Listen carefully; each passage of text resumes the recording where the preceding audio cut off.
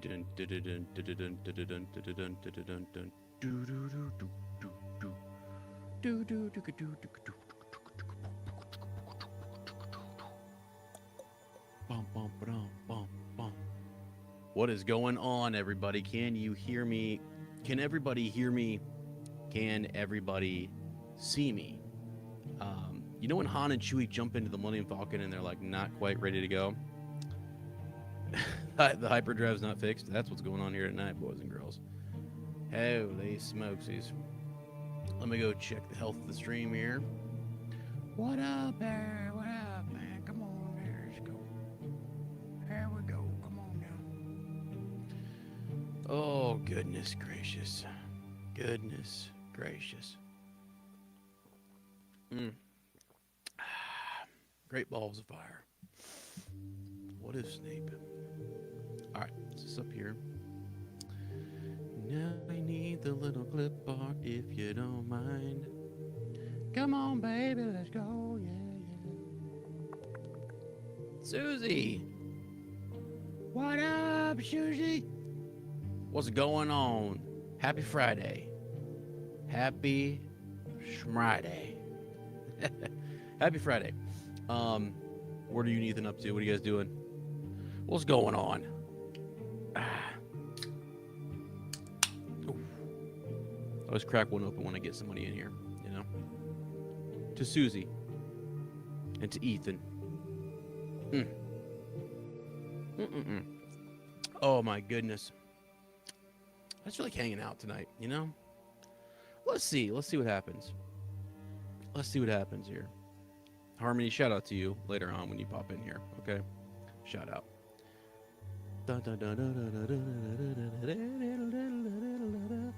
Thank God that it's Friday, yeah.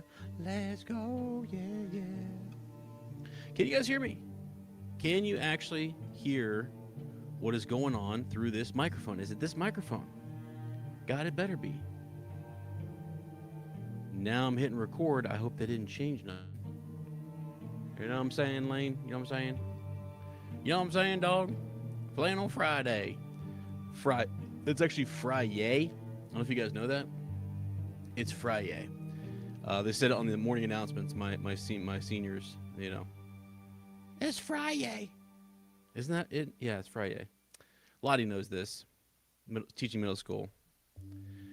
Friday.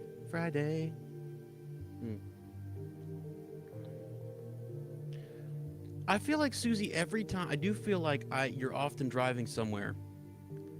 Like either when we were doing something for Up or when I've been doing this, I just feel like a lot of times I catch Susie in the act of driving, going somewhere, doing something. On your way back from somewhere or, you know, I love it.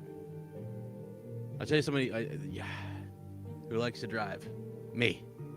Love driving. I'm always out driving around. Getting things done, you know what I mean? Boy, there was like some drag racing going on in Mount Vernon tonight, though. I went in town. God, I went in there to get me a pumpkin spice latte. I wanted a pumpkin spice real bad. Real bad. And shame on you guys. Shame on you, shame on me for wanting that and driving them to the point where they closed early.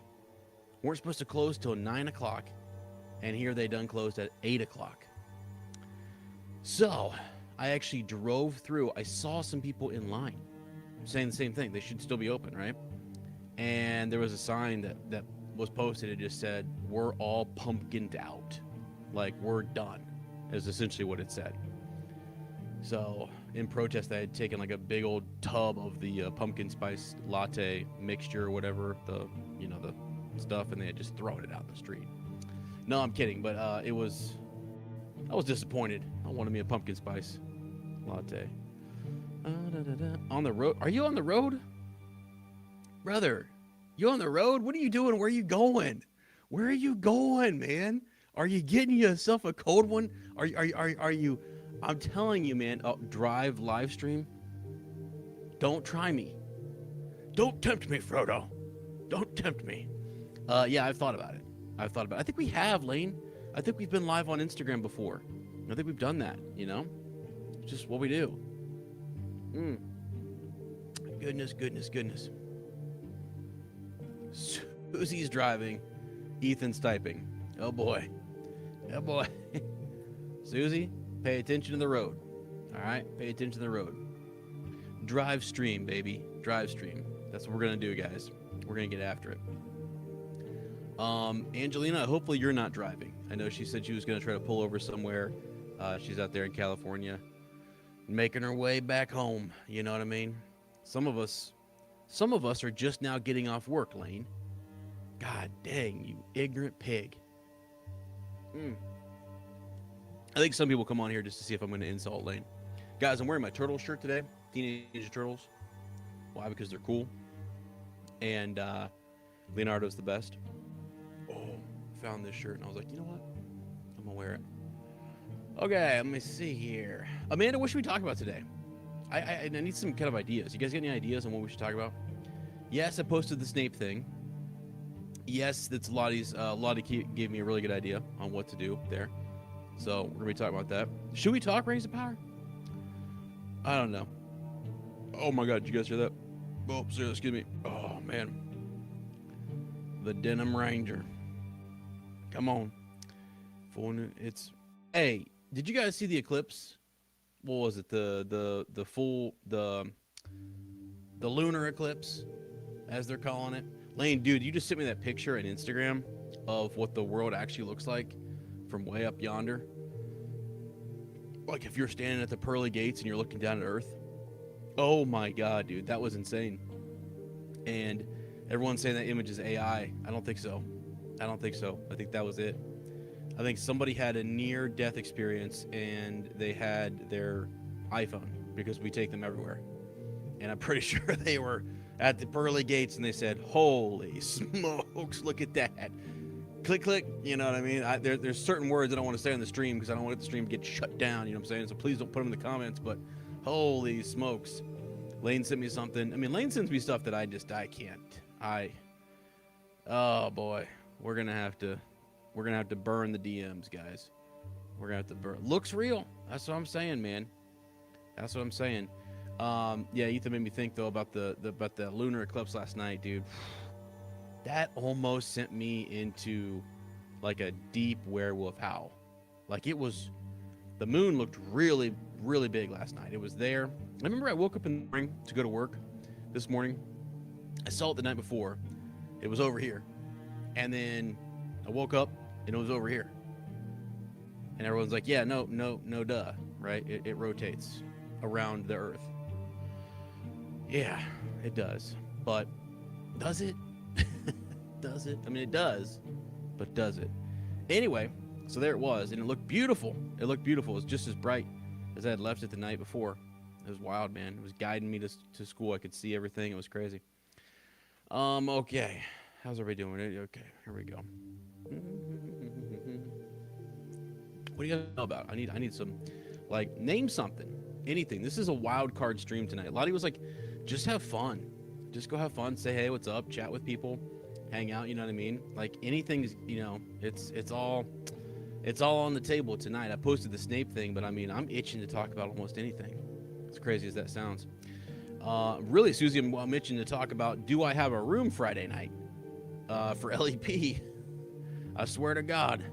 If I have to go into Lancaster, I will. Okay, it's no problem. No problem. They got some spots there. But I don't know what's going on. I'm gonna have to call her and see if I have a room over there. It's got me all concerned. Got me all kinds of concerned.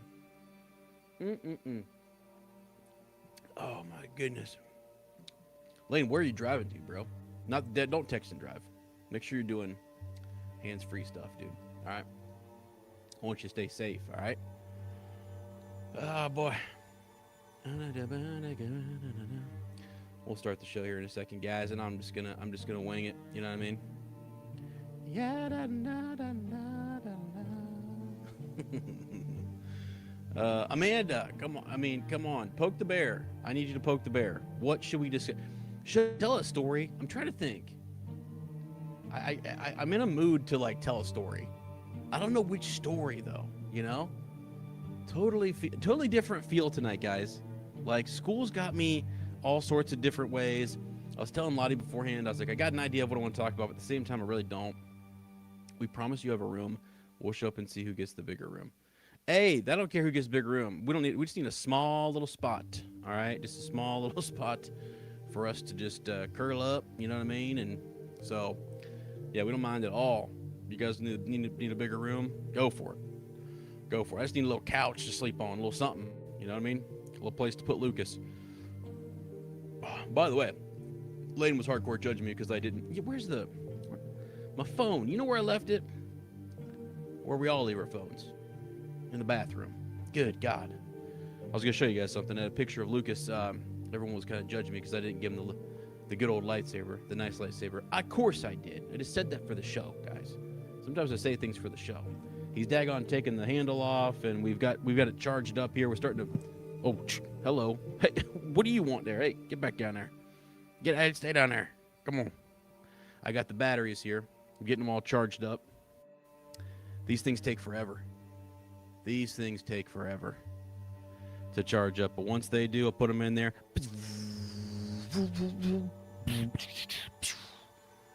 Yeah, that's good. Yeah. I mean, literally, they take like 48 hours to charge. It's crazy.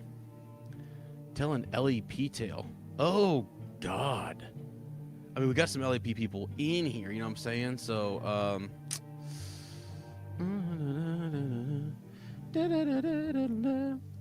oh, Susie, we'll see. I mean, sometimes a bigger room just means more places for Lucas to run around. I'm saying more trouble the boy's going to get into. I got to see if I ask her for Friday night. Like, I have no memory of calling and getting my bed and breakfast. I have a memory of calling, but I don't remember what we said or discussed or which room or which night. I'm sure it was at least Saturday, but I'm like, I need it for Friday too. So I got to check and see. And I'll never forget. She's like, well, if I'm still around, you can have a room. I thought, man, okay. All right. Oh, God, the ladder. Yeah. Dude, okay. The other day, Lane posted a picture. Or did you post that picture? You sent it to me. He had there was a video. You should post the video. I don't know if you've done it or not. Where he's got the ladder up and he's got the lights up. He's working on LEP. So this is our long expected party, right? And Lane's getting the lights. He's got the treehouse ready to go. We're getting ready for a Hobbit bash, and he's got the ladder there. And he's like, all right, like I forget what you said or how you phrased it. Something about how high can the Flannel Wizard go, right? And it's like, all right, first step. And he gets up there and he's standing on the first step, and he's like, it's a little too much, right? It's a little too much. Man, okay, the first LEP or second? It must have been the second LEP. They kind of blend together. These are the long expected parties. So yeah, there's like I'm up in the tree. I'm not late. I'm not up in the tree. I'm not even up in the tree. I'm literally just barely off the ground. Gina, who is Sarah's mother, Lane's mother-in-law, is behind me. Okay, I'm one step up on the ladder, and I'm holding like an extension cord. I'm holding it up here for Lane, making sure that he's got it. I think it was just hanging the lights. Maybe I was handing him something. I don't know what I was doing. I actually don't know if I was facilitating any useful purpose whatsoever. I really don't know, because I blacked out. All right, I blacked out. I'm up one step, maybe two, a step and a half, and I'm sitting there, and I'm shaking, and I'm pouring sweat, absolutely pouring sweat, and then Gina has got me on the backside. She's got a hand, she's, around-ish. I'm not going to say it was right on the back, but she had me. She's supporting me. Lower back ponytail situation. Supporting me, and all of a sudden I feel her shaking. And it ain't because I'm shaking. She's shaking with laughter. And it's just like, I was like, man, I'm sweating. I'm pouring sweat. And I'm the only one. And I'm 2 feet off the ground. Just like a hobbit trying to get in water. It was terrible. It was terrible. I remember my right knee was just like, it's done. We're shut her down. Shut her down. It was, every red alert was going off in the body. This is not safe. This is not safe. Get down, get down. It was crazy. So that was, man, that was bad. And I know Lane says he's dying laughing. He's dying laughing because he was there and he remembers it. And he doesn't even know what I was doing on that ladder. There was no purpose.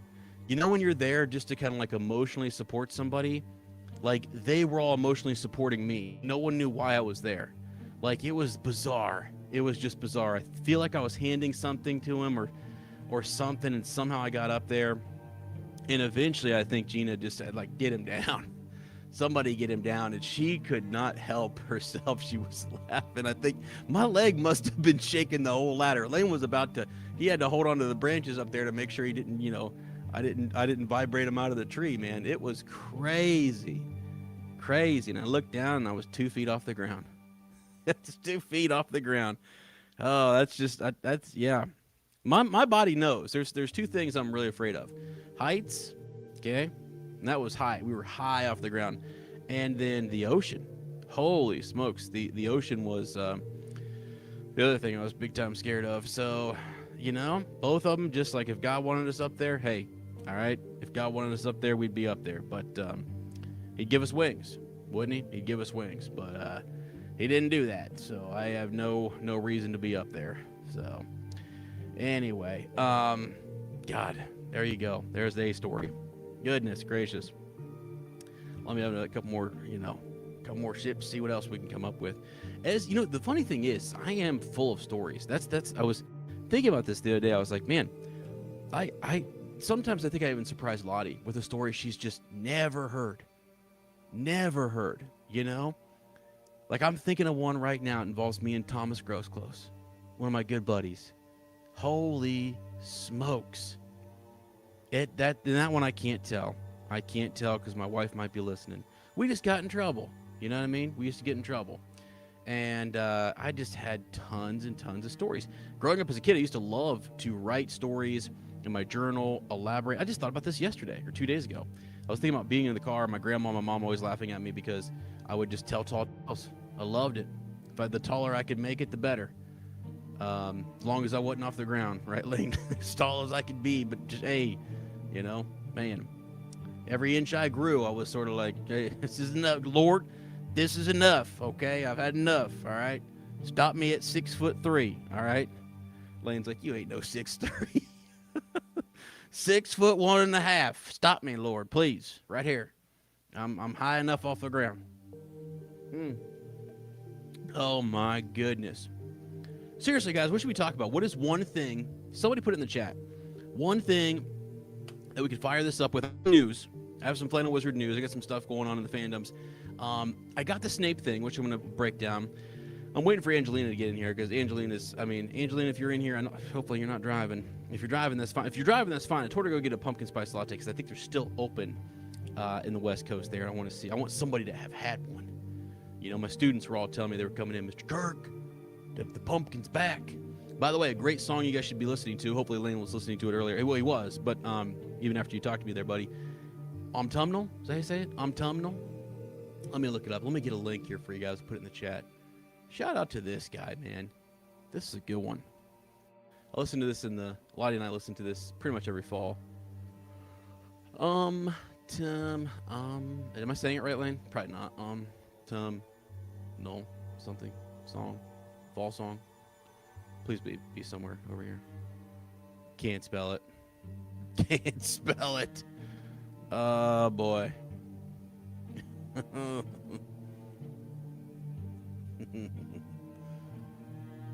Oh, close. We're getting there. It's in the playlist. I'll just go get it that way. By the way, Susie, Amanda, anyone else there, some of our friends from Up Talking Tolkien. Did you guys listen? Have you guys listened to the Spotify playlist? Did you guys listen to Spotify? We have all this different, we got all those different songs in there. Lane's been loving the worship songs. I threw some worship songs in there. Gotta listen to them, man. Put it on shuffle, and I wanted to take Lane all the way back to Mount Vernon Nazarene University, baby. All the way back, you know. Autumnal. Male? Autumnal. No. Autumnal. Listening to bits and pieces. Yeah, it's pretty good.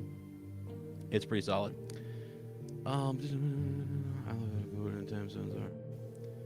Yeah, time zone? What are you talking about? What are you talking about? I know time zones. Remember that time Lottie came on the stream and Lane was in there, and like the first time I basically like seen Lottie, and I was dumbfounded about like what time it was over there. You know, I was trying to figure out like, okay, it's midnight here. What time is it there? Kind of thing. I think it was actually 9 o'clock. It was like 3 o'clock in the morning, or maybe it was like 8. Because she remember she had rode her bike back from her friend's house. God. Mm. Mm. Susie, absolutely. Lane's got it in the chat. Here's the song. Type that in our playlist, and you'll find it. Autumnal. Great song. Absolutely great song. It's phenomenal. All right, let's get this bad boy rolling. Let's get this bad boy rolling. Yeah. I gotta message a few people here real quick. Tell them what's up. Tell them what's up. Ain't no mountain high enough, baby. Ain't no. You guys have a correction from last time I have to make. I definitely made a. It's approaching 8 hours long. Wait, are you serious? Man, I should put in the chat. We might have some random people showing up to LAP, Lane. I don't know. We don't know how many people are coming, by the way, guys. It's only like what, 3 weeks away, and we're getting ready for that, and I have no idea. By the way, if anybody else is just watching this randomly, I see some people popping in here. We haven't started the show yet, so I'm gonna be hitting play soon here. You know what I'm saying? Now Angelina, now we can start, okay? Do you have a pumpkin? Did you get a pumpkin spice latte? That's all I need to know, all right? If you didn't, hopefully you're on your way there. Good Lord. Get one for me, by the way. Get you two. Say one's for me, and one's for me, and then one's for somebody else. Guys, is the audio bad? Shoot. Hold on. Hold on a second, just a second here. Turn this down. Why is the music so loud? Why didn't you guys tell me? Last time I left it on. Nobody told me. I'm going to turn that off. I don't need that. Stop. You better stop right there. Turn this up. You get check. Can you hear me? Can everybody hear me? Can everybody see me? We got to get her done. Yeah.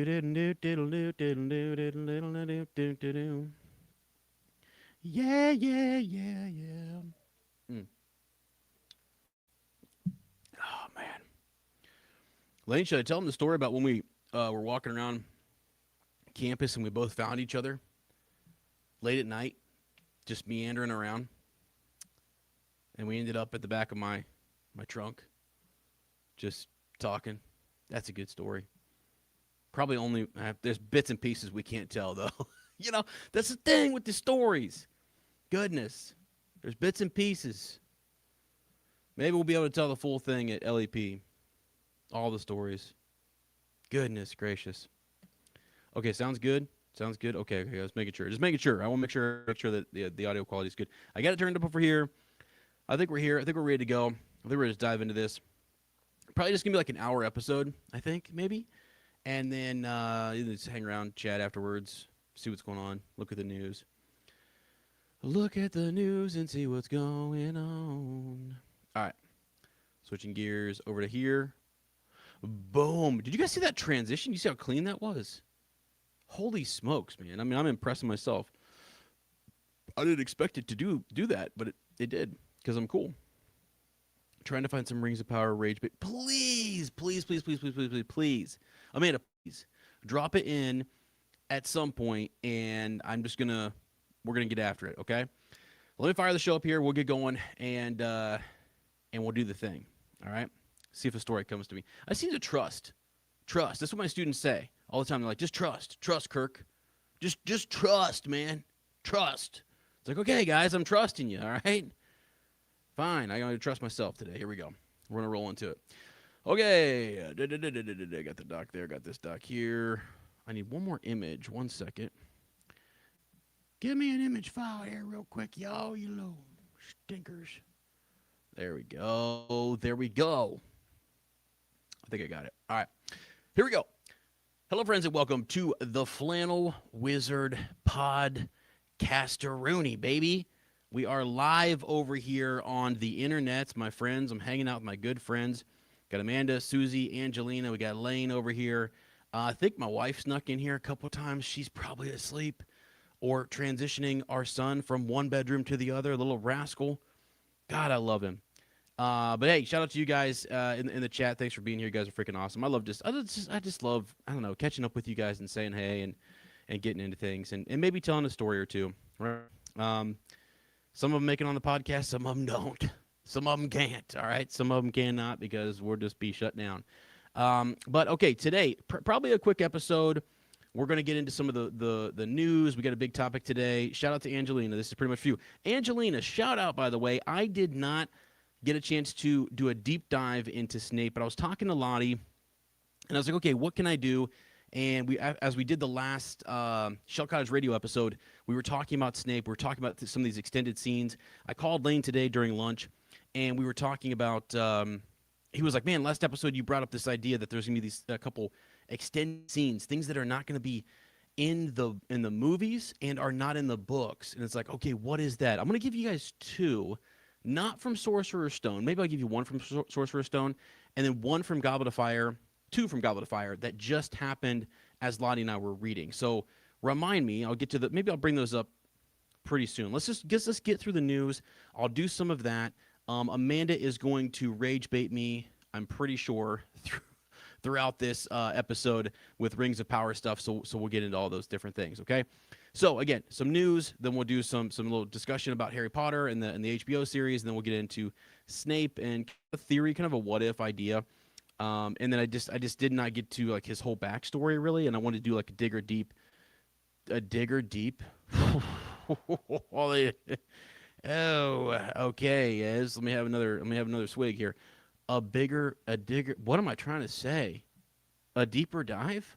I don't even know what I'm trying to say there. I'll look into it more.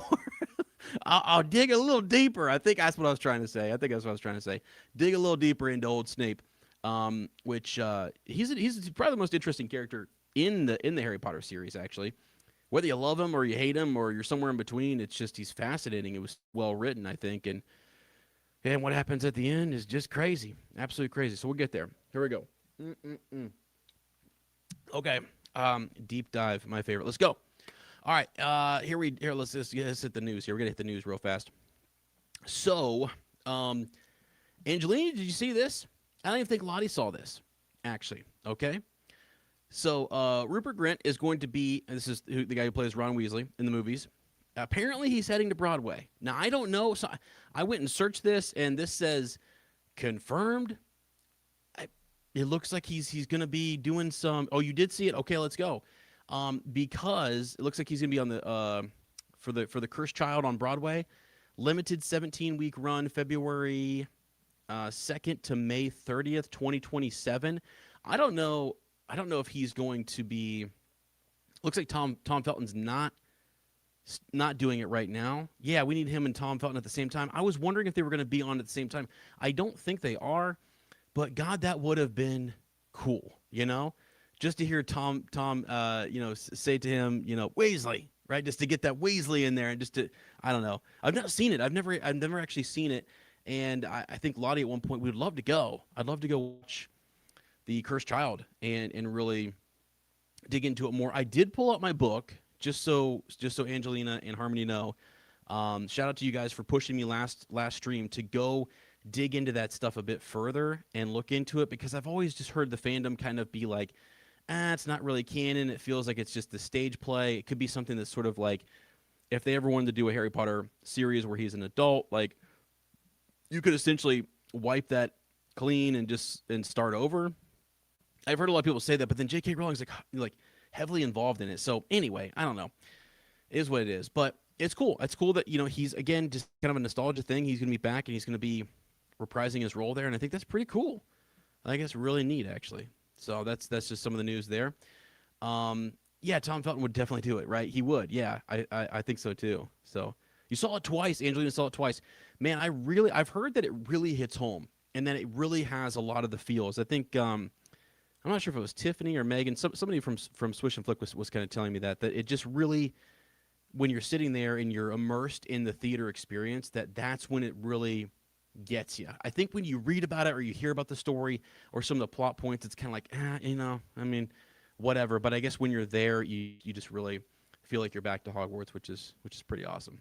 So, Okay, so there was that. Let's see. Yeah, there is. So September 1st coming up. By the way, shout out again to my wife. Love her. I hope she's watching. I hope she's sleeping, actually.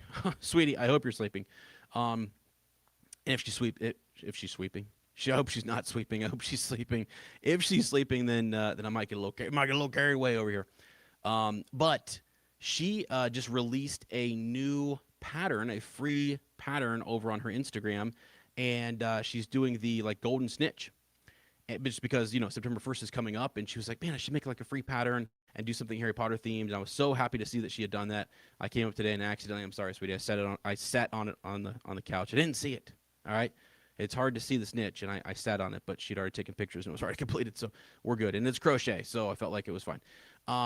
But it's beautiful. She's got that pattern up there, and I think she's going to do some video or something with that later on. So shout out to her. And yeah, it's exciting because again, September 1st, we're getting locked and loaded, ready to go.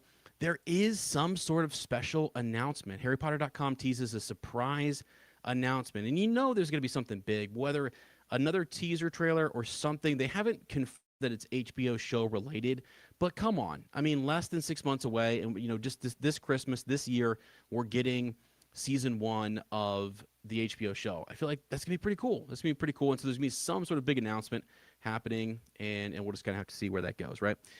HBO Max hosts a Platform 9 3/4 fan experience in London, and then there's the studio tour marks 11 a.m. with a special announcement. So that's typically, I think they did like a countdown before. They're not doing that, but they have some sort of special announcement that's happening. And yeah, they're right there. No official King's Cross countdown this year. So we'll have to kind of see what that's going to be. So that's happening. Today is August 28th when we record this. I think I'm posting this a day before on the Spotify feed. So hopefully next episode we'll have more to kind of say there. And we'll see what the announcements are. I hope we get more. The big idea was that they're going to have this big push in terms of marketing. A lot of people wait to build excitement right before the release. They don't like to do stuff that's like a year away or 9 months. It's like more and more, it seems like marketing pushes seem to happen right as we go into the show, and there's just going to be a ton of stuff dropped, and I feel like it's going to be amazing. And thankfully, guys, we're going to have Rings of Power going on to sustain us. All right, in case you were worried, we're going to have some Rings of Power to get us all the way there. Holy smokes. Amanda, where is the rage bait? All right. Yes, Lottie is awesome. Shout out to her pattern. It is freaking sick. Go check it out. Rosie Little Cheeks, by the way. Go check her out. It's just, she's dropping all sorts of cool stuff. One of my students was actually crocheting this week, and I was like, whoa. And so I definitely had to drop in there that my wife crochets, and they looked at some of her, just images out of my phone of her crochet stuff, and they're like, oh my God, it's so good. I'm like, I know. I mean, hey, she's my wife. What do you, obviously it's good, but I mean, it's really freaking good, sweetie. So anyway, okay, shout outs galore here this episode. This one, I don't know. I'm hitting all the news this week again. This is something I've been seeing. It's been coming across my feed. Zero Company. It's a PlayStation. It's a PlayStation 5 game. Well, it's on PC, Xbox, etc. Single player, turn-based tactics. It is set during the twilight of the Clone Wars. I don't know anything about it other than the reviews have been fantastic, and it's suspicious to me. Okay, it's suspicious because they're better than like Jedi Fallen Order, better than Jedi Survivor, and they said it's the highest rated Star Wars game in over 20 years or something. And I think there was some meme going around. It was I think it was Elrond saying, I was there 20 years ago, and there's no way that this could be better. I don't know. I've not played it yet. I actually was kind of thinking like maybe I would download it this weekend and just kind of take a look at it. I tend to do that. I download the games, the Star Wars games, the ones that are easy to play and I can just blitz through. Like those are fun. And yeah, so we'll see if it's really that good. I'll talk more about it and see what's going on. Sometimes there's some cool story campaigns or something that add to the lore or the canon of Star Wars. And if that's the case, then hey, I'm down. But just a little quick update there in Star Wars land. Oh God, okay. Now, Amanda, what are you doing over here? Where was Celeborn when a rig? Run over again fell. Hey, we will get back to that. I'm gonna come right back to that in just a second. I've ready. Stack them up, Amanda, because I'm gonna do a whole segment on Rings of Power now that we've started. Okay, so one of my favorite things to talk about. I'm so glad that I'm again doing this show because this is what I want to do. All right, years ago, I fought with your father in the Clone Wars. That's what Obi-Wan says. No, years ago, I started speculating on Star Wars. That's how I got into podcasting, straight up. I started speculating who left Rey on Jakku, Han Solo theories, Rey theories, all the different things as the sequels were coming out. Because it was this new frontier. Wasn't the final frontier. Okay, not trying to make a Star Trek reference here, but it was sort of this new ground where in which we had no idea what was going to happen, and you could go any which way, any direction you want, right? Well, I was doing some more digging, and it looks like the director of this film has kind of come out and said a few things. I think they're trying to set our expectations for Star Wars Starfighter. This movie is pushing the boundaries. It's pushing the timeline further than anything else has. We have no idea what it's about. We have no idea which direction it's going to go. We don't know who the lead character is, if he's significant or not significant. Star Wars likes to bring in some sort of backdoor significant connection. And I keep thinking that I'm in my head kind of forcing there to be one here, but there may not be. And that's sort of the idea behind this slide here and some of the news that's come up with Starfighter. And it just doesn't seem like they're going to be bringing in any Skywalker. Oh, it breaks my heart to even say this. There may not be any of the stuff that I've been plotting and planning. So I'm kind of planting the seed right now in my own mind that, like, hey, lower your expectations a little bit. Not for the quality of the film or this epic adventure we could be going on or whatever. Just my expectations of, like, there's going to be big Legends characters, or there's some Skywalker connection, or there's something else that's going to tie into the sequels or into the prequels or the originals, and it just might not be that. Okay, so Ryan Gosling plays Cade Oberon. It's going to release May 28th, as you guys know. Lucasfilm describes Cade as coming from the wrong side of the galaxy, right? His fate is tied to the fastest starfighter ever built. Okay, so Starfighter keeps pointing away from familiar bloodlines. That's the headline here, and that seemed to be some of the. It's not said explicitly by the director and by some of the people associated with the film and in some leaks and stuff. It's no one's saying that directly, but it does feel like they are maybe starting to kind of say they know what's in the movie. They know what's going to happen. They know the big drops, and it feels like there's this cautionary, like, hey guys, this is not going to involve Jedi or Sith or Skywalkers or Solos or anything else, which is going to be interesting, I guess. Let me think for a second, because you have, as I've said, you've got episode 1, 2, and 3, 4, 5, and 6, 7, 8, and 9. They involve the Skywalkers, the Solos, and so on. A lot of the in-between stuff. I mean, I guess Rogue One doesn't either. It's a new set of characters, and they just go on this adventure, and there's really like one Force-sensitive character.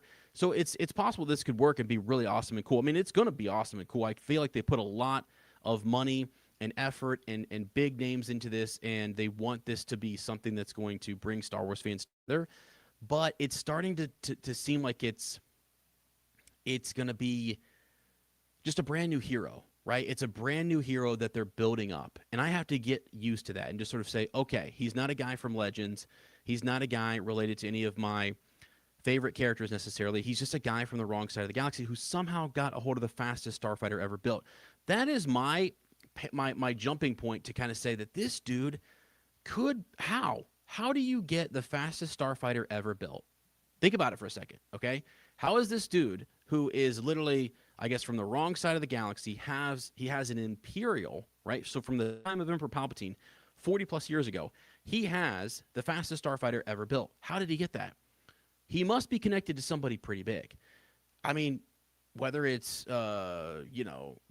Tarkin, or I don't know, some other Moff of some kind, or someone high up there in the Empire, be it another admiral or something. I don't know. It's got to be somehow he got it, or maybe he stole it, maybe he won it, maybe it's black market. Maybe he's sort of in a, you think of like biker gangs or like outlaw kind of character who somehow acquires this, but it does not seem like they're people of significance or of high standing.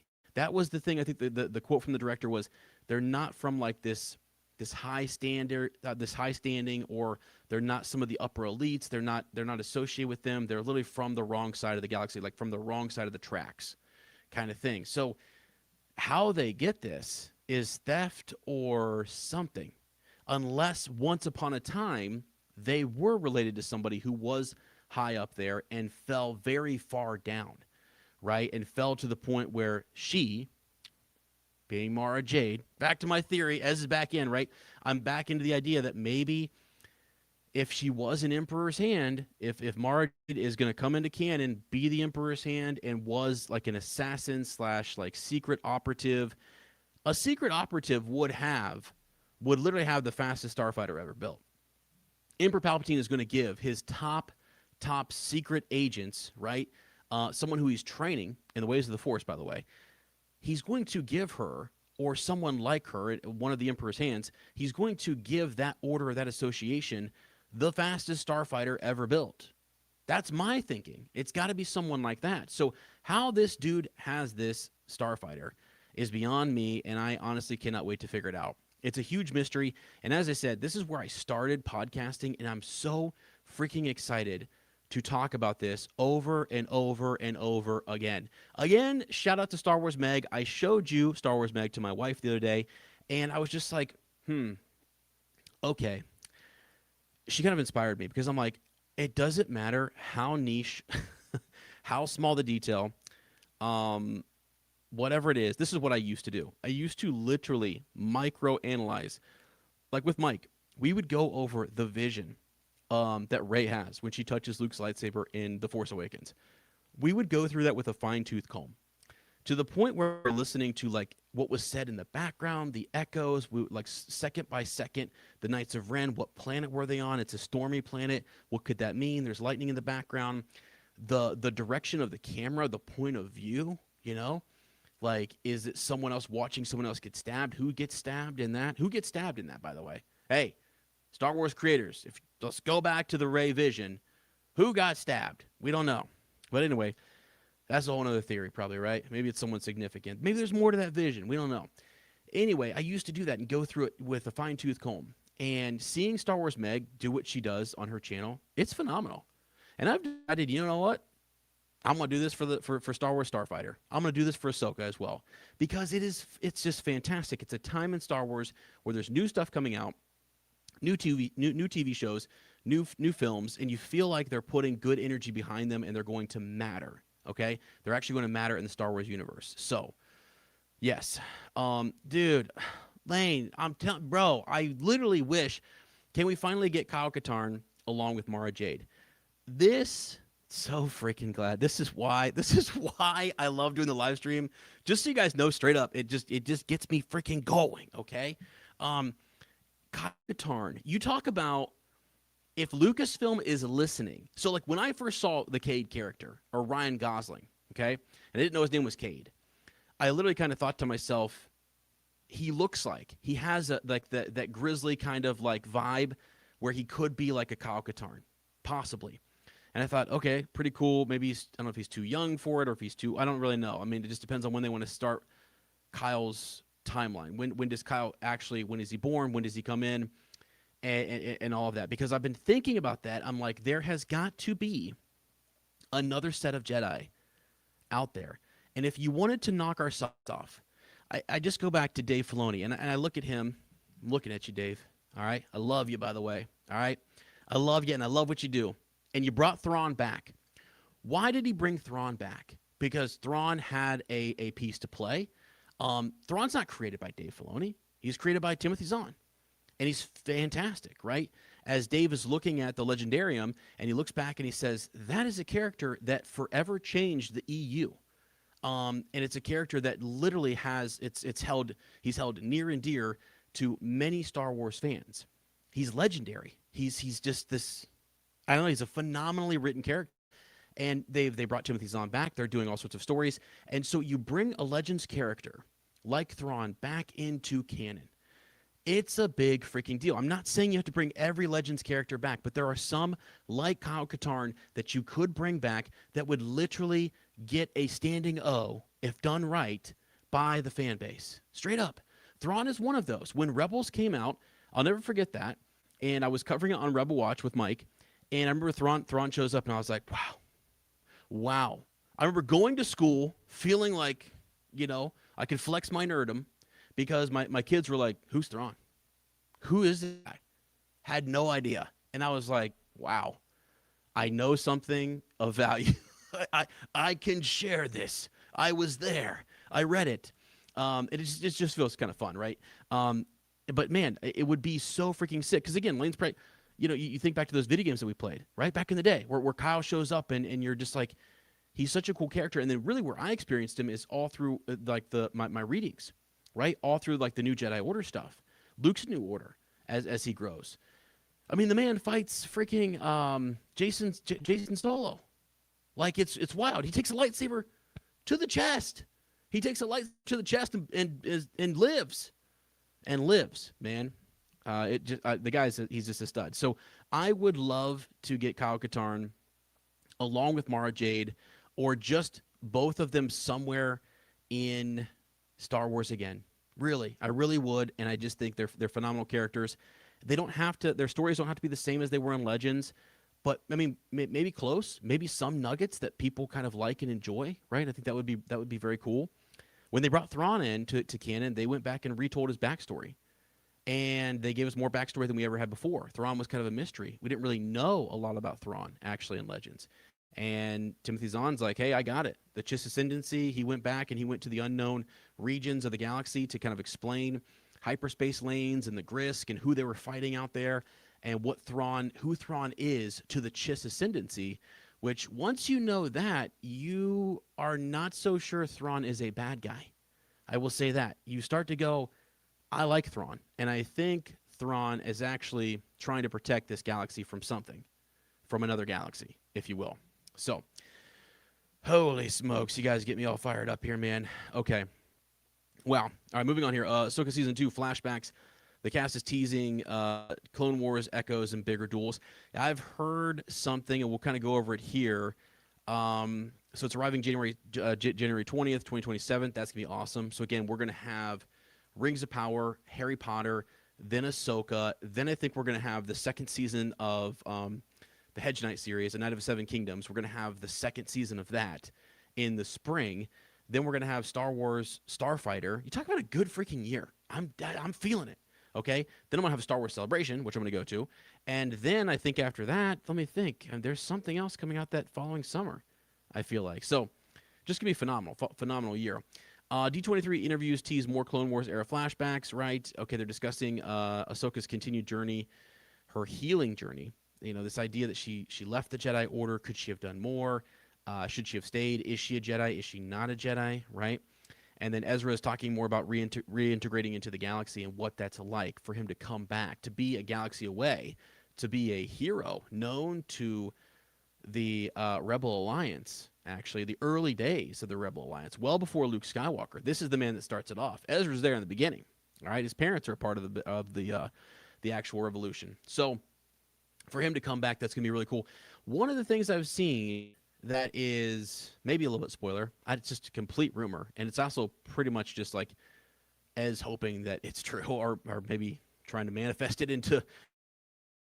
Is the idea that Ewan McGregor might actually come back and do some of those flashbacks with Hayden, and they might both be back in a Clone Wars flashback, which would blow more than my socks off, okay? It would blow more than my socks off. So I really hope that happens. I think that'd be extremely cool. And just today, didn't even make this PowerPoint presentation. I saw that Hayden has come out, or it's leaked, I think.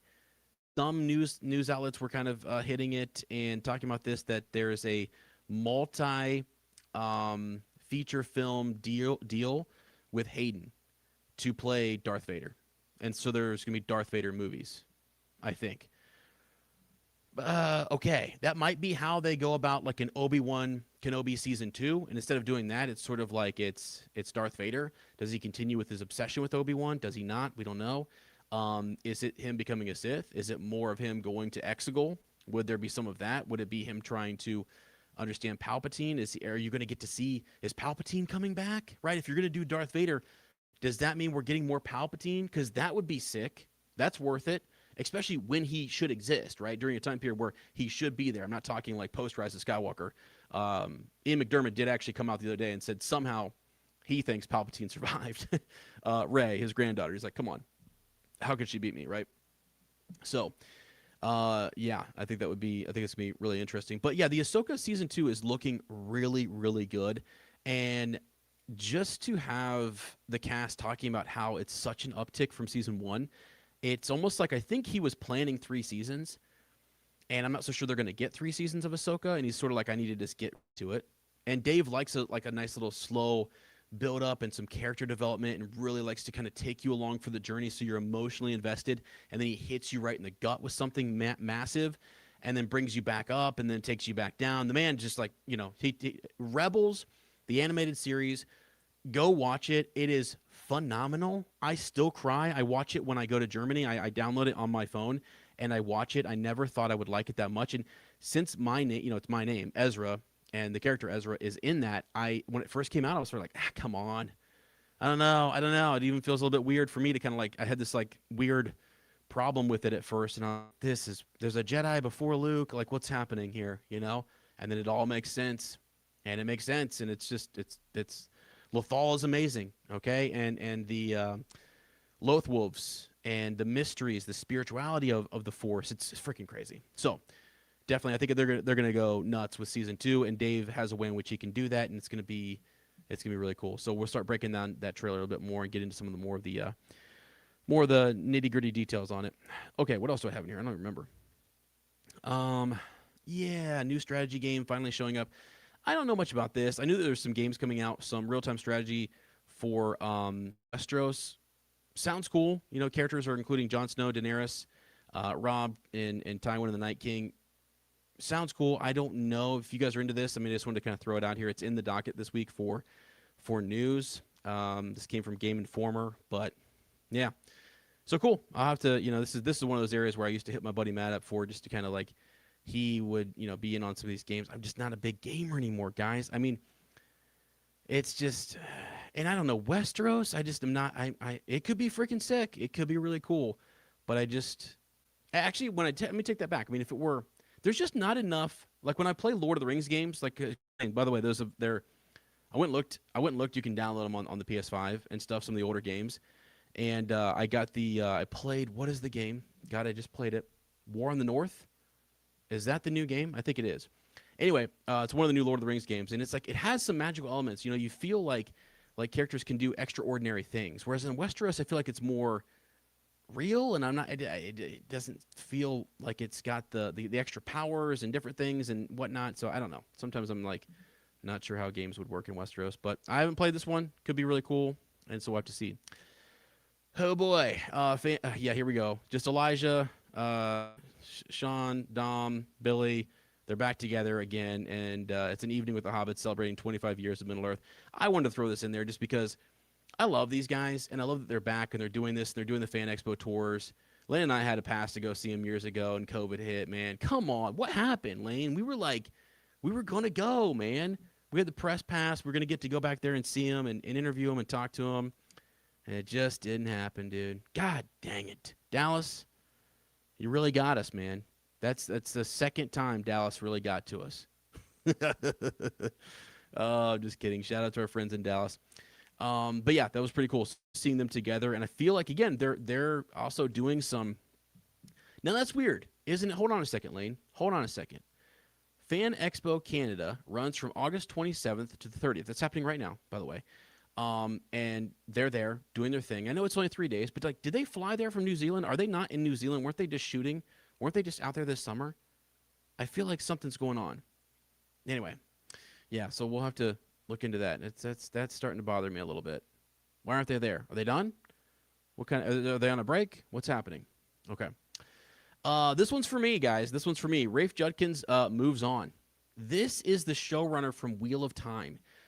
Holy smokes, let me say this. Wheel of Time is one of my favorite book series of all time. Actually, LAP2, we've been shouting out LAP2 at the beginning, before we started the episode.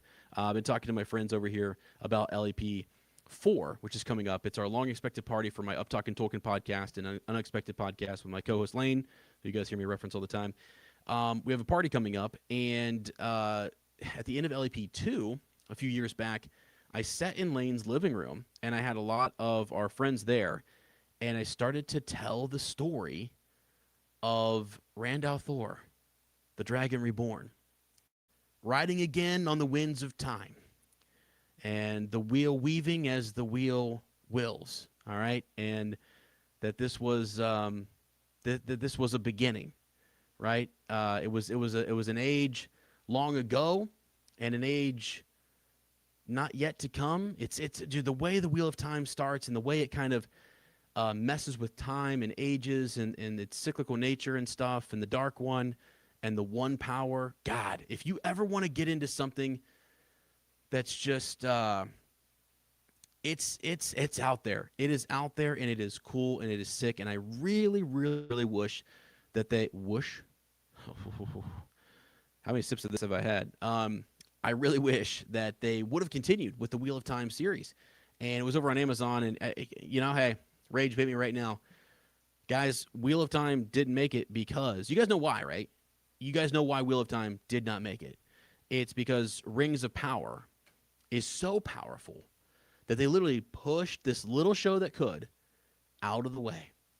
They pushed it down, and they bullied it, and they sent it scurrying. It was just getting steam.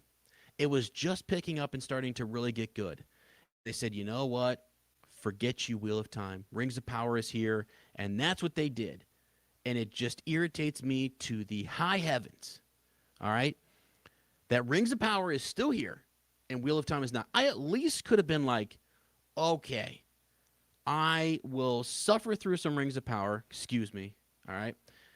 So I can get me some Wheel of Time. And the Wheel of Time wasn't even perfect. I mean, I know it was bad, and they had some issues in season 1. It was all over the place, and they were doing stuff that the fandom didn't want, and they found out pretty quickly this is not what we want, and they shifted.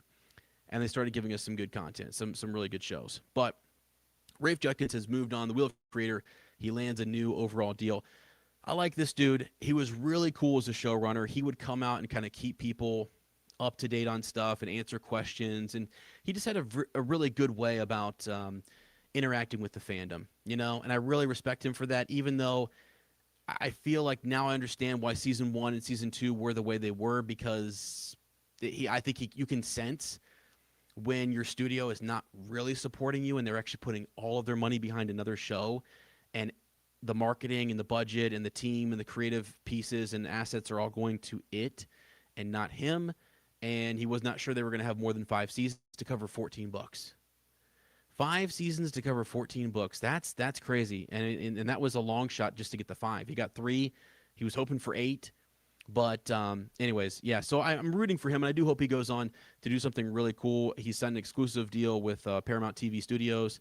He's going to create, develop, and produce original scripted series. And I think it's going to be cool. They're trying to build out some of their fantasy genre, right? And maybe some of these like just TV series that are very expansive and have big worlds that can grow with lots of mystery boxes and things that you can just kind of, as a writer, take it wherever you want to take it. And I feel like a lot of people tried to do that in Star Wars, but again, there's a lot of as you walk into Star Wars, there's already this established lore and canon and stuff, and it's very hard to kind of to get in there and do completely whatever you want, unless you're going to go to opposite ends of the timeline and go somewhere where there is no story and there's nothing to kind of limit you in what you can do necessarily.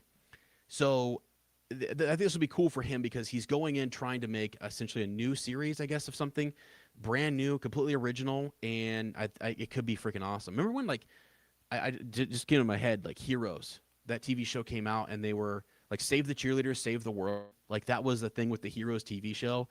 God dang, that was cool. That was original. That was fun. And so hopefully it's something like that. And shout out to him. I think it'll be really cool. Randy Thor. I remember this. Yeah, good old Randy Thor. Oh my gosh, man.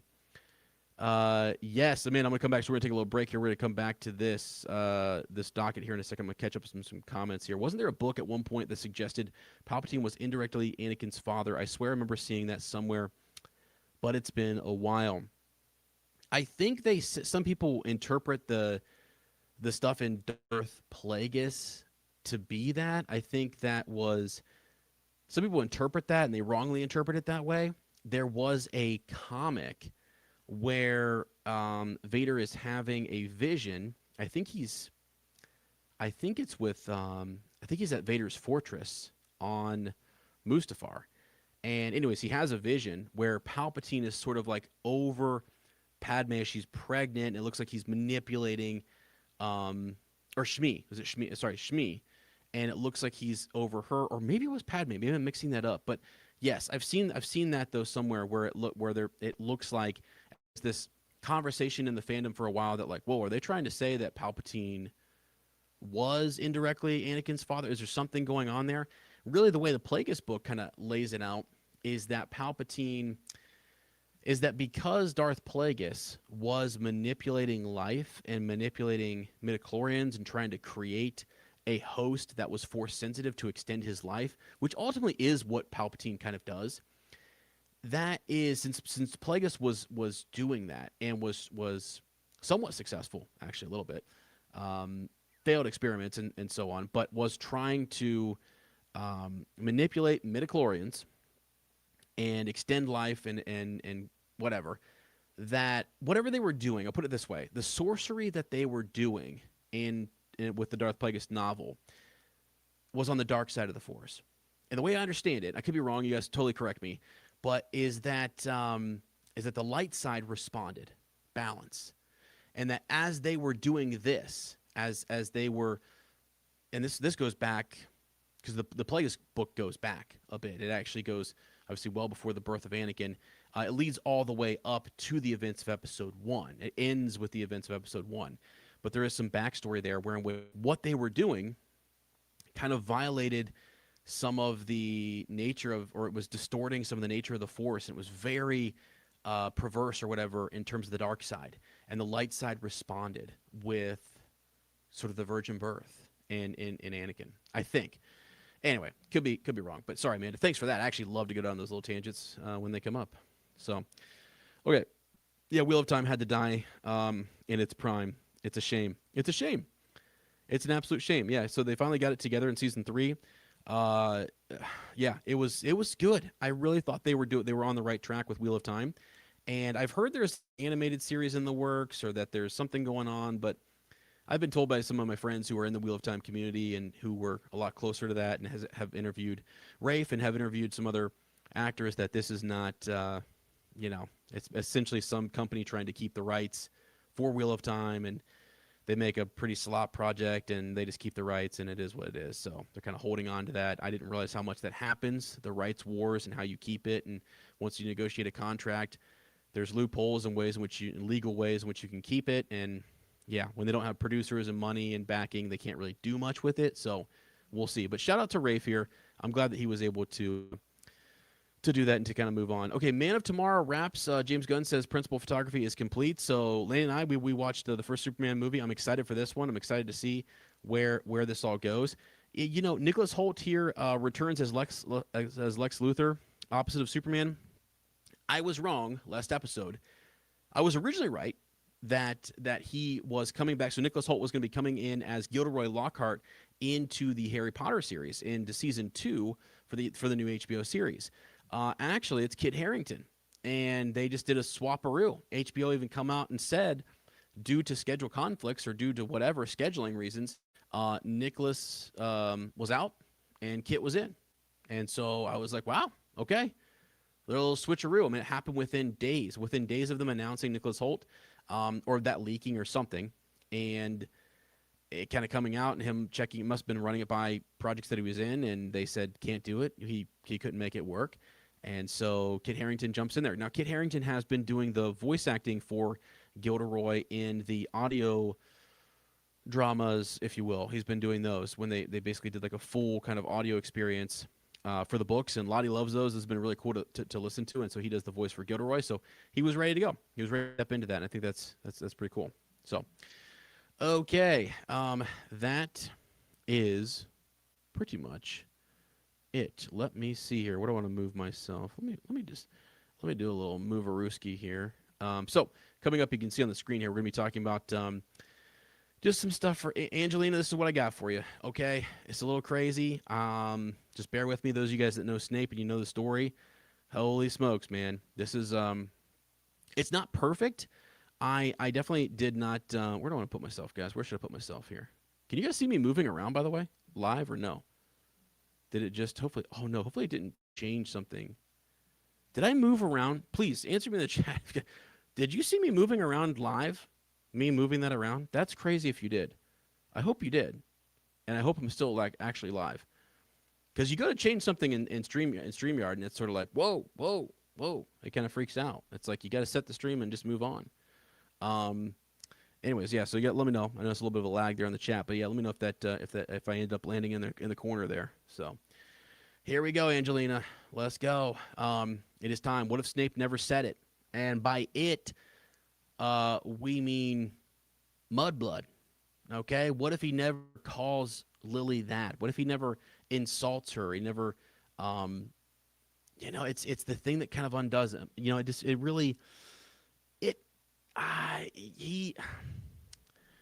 This sort of sets the. I'm refraining from reading this. I have a script that I kind of laid out for this, and I don't want to read all of it. I might read the beginning part to you guys here in a second, because I want to lay out how I'm thinking about Snape and how I'm thinking about this moment. All right, but this is his defining moment with Lily. This is where he essentially messes up, and he's going to be working for essentially the rest of his life trying to figure out like how to rectify this situation. And it's just, here we go. Let's put myself over there. Let's put myself over here. Is that okay? I'm moving around, you guys. I'm moving around. I don't know if you can see me or not there. Yeah, I think it's good. Okay, so it defines his whole character. Let me pull it up here. I might as well pull up some of this. My God. Okay. Let's see, just my notes. Should I do my notes or should I do? Here we go. I'm just going to tell you guys off the top of my head. I've been working on a script. I'm not going to go ahead and read it because it's just going to be too much. And I'm going to get all caught up in it and, try to read it perfectly, and it's just not going to work for a live stream. So I'm working on a video for this. I'm working on sort of a what if. And I don't have an ending quite yet, Angelina. So if you want to help me out with it, I'd be willing to send it to you and get some thoughts and feedback on this. But my idea for this what if is that it's not like, so when you search a Snape what if theory, it's typically what if Snape raised Harry Potter, right? That's one of them, right? It's just like, what if he raised him, which is crazy. There's some other ones. I'm trying to think what they are, but there was not. I did not see one that specifically just narrowed in on this moment of insulting Lily. So let me set the scene here. It's Snape growing up he's abused, he's neglected. His mother and he are close. It's his father that he has problems with, and he's poor seemingly. He is very talented. His mother is also, it's rumored and it's theorized in the fandom that she is an extremely powerful and extremely talented witch. And there's not enough details yet on a relationship between his mother and father. Just there's some, but there's not a lot of details to kind of make a bunch of inferences, I guess, in terms of like their love and what happened, how they met. Was she forthcoming with her being a witch? Was it a shock to, just different things? Okay, it's interesting. It's interesting because Snape is around a lot of Slytherins. He's around them. They believe in blood purity, right? They believe that Muggleborns are beneath them, and that Muggles should not be given a wand, and that their blood is muddy, and it is not pure like theirs. And so there's this. It's a big theme in the Harry Potter series, right? And so Snape is a half-blood. His mother is a witch, and his father's a Muggle. And I feel like a lot of his trauma comes from his father. And so, and maybe even his mother has trauma in that relationship too. It seems to be like Angelina. I believe that's the way it comes across. And to me, yeah. So when we see his visions and we see his memories later in the series, he goes back and you see this fond relationship, this friendship that he has with Lily. Lily is the first friend that he really has, where he can kind of confide in her, and he gets to know her, and he sees her as special. He definitely values magic, and he thinks that it's something that should be that sets you apart. I think it's because of the neglect and abuse, or just the relationship that he has with his father, and it's like maybe that is sort of what's distorting his views to be more towards blood purity, because he saw his mom as very talented and very special, and his father did not. Maybe, again, there's not a lot of details about it, and I think people would love to know more about his character. So that's why I've waited on going on this deep dive into Snape and his original, like his early beginnings, right? So, yeah, and Angelina says here, like self-hate from a bad relationship with his father, for sure. That's that. Yeah, he has that kind of going on, right? And he meets Lily, and she's so talented, and she's a friend, and she's kind, and she's good, but yet she's Muggle born. It doesn't bother him. It doesn't seem to bother him early on. It seems to be a thing that he's fine with, but in the back of his mind, it's still there. That like his mother's a witch, and people with witches and wizards are good, and right now in his mind, dad is bad. And as he goes to Hogwarts later, he'll get sorted into Slytherin, and that just then gets sort of that viewpoint, that position that he has, or that feeling, that trauma seems to enlarge, and it seems to expand, and it seems like he starts to adopt more and more of those tendencies and those beliefs. Okay, so it leads up, so it makes him hate mudbloods. Exactly. Yeah, Angelina's in the chat, killing it right now. And it's like, okay, so since it does, it's gonna hurt him here in a moment. It hurts him early on, late in his career at Hogwarts. He goes to Hogwarts. He doesn't have the best clothes. He doesn't have the best appearance. He is extremely talented. He is extremely brilliant and smart, and he sees that same cleverness in Lily. Laurie Kim, who wrote the Snape book, by the way, if you guys know her, she has one of like a Snape companion book that she wrote. She has a theory, this idea that like when Snape saw Lily, Lily's on a swing, I think, and she's swinging higher and higher, and then she kind of jumps and she lifts into the air as if she could fly. And J.K. Rowling has said that witches and wizards, all of them, innately have the ability to fly. Some of them need that, especially as time has gone on. They need the broom. They need the broom or something else magical to kind of help get them going, like the key to the ignition, if you will, for their flight. By the end of the Harry Potter series, we see that they have unaided flight. Like Snape and the Death Eaters and Voldemort, they've really stepped back into natural talents and magic, and they can just fly. No problem.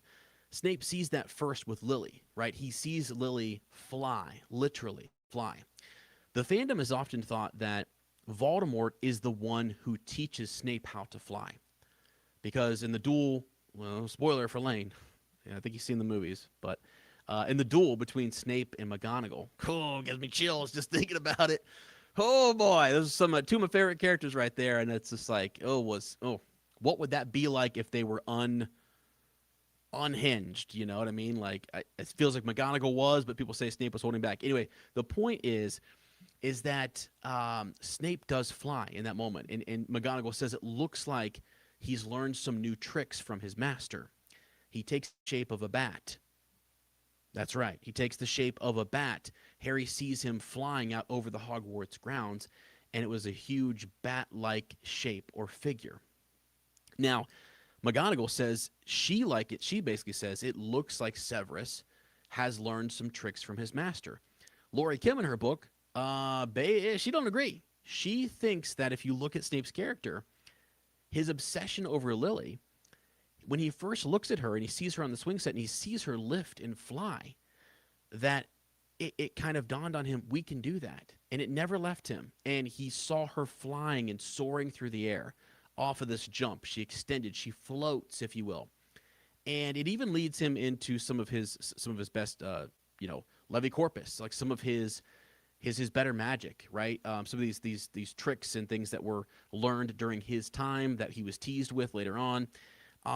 But he becomes obsessed with it. And I think he might have actually, and again, according to Lori Kim, may have learned this from Lily and actually taught it to Voldemort, which I like that idea. I like the idea that maybe he passes that on and that makes him that much more clever, that much more valuable. Like, oh, Severus is onto something.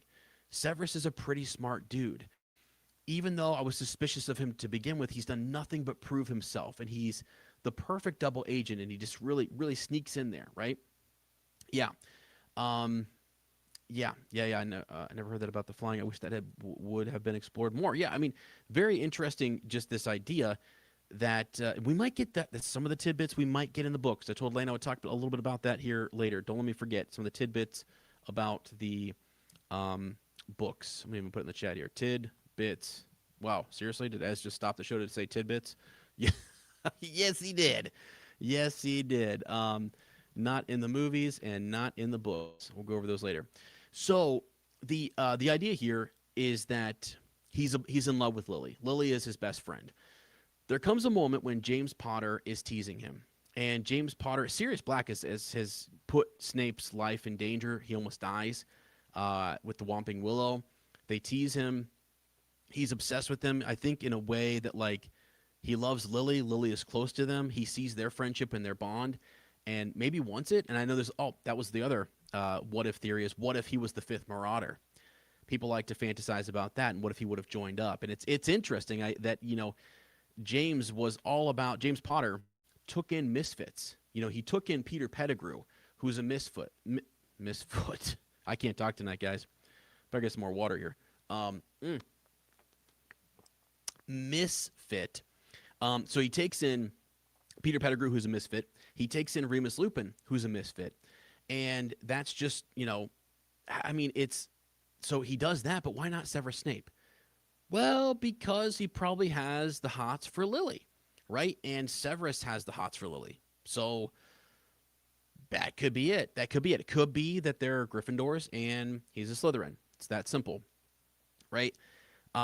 Either way, you wouldn't think that the opposite would happen here, where in which he would tease him and he would make fun of him, make fun of his appearance. They would make fun of just everything about him. It's the opposite of what, like, Draco. I mean, essentially James Potter is like a Draco Malfoy to Harry Potter.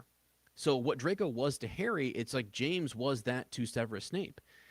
And there comes a moment where, yes, he's dabbling in the dark arts. Yes, he's a little bit strange or weird or whatever. And Lily is often making excuses for him, coming to his defense, to his aid.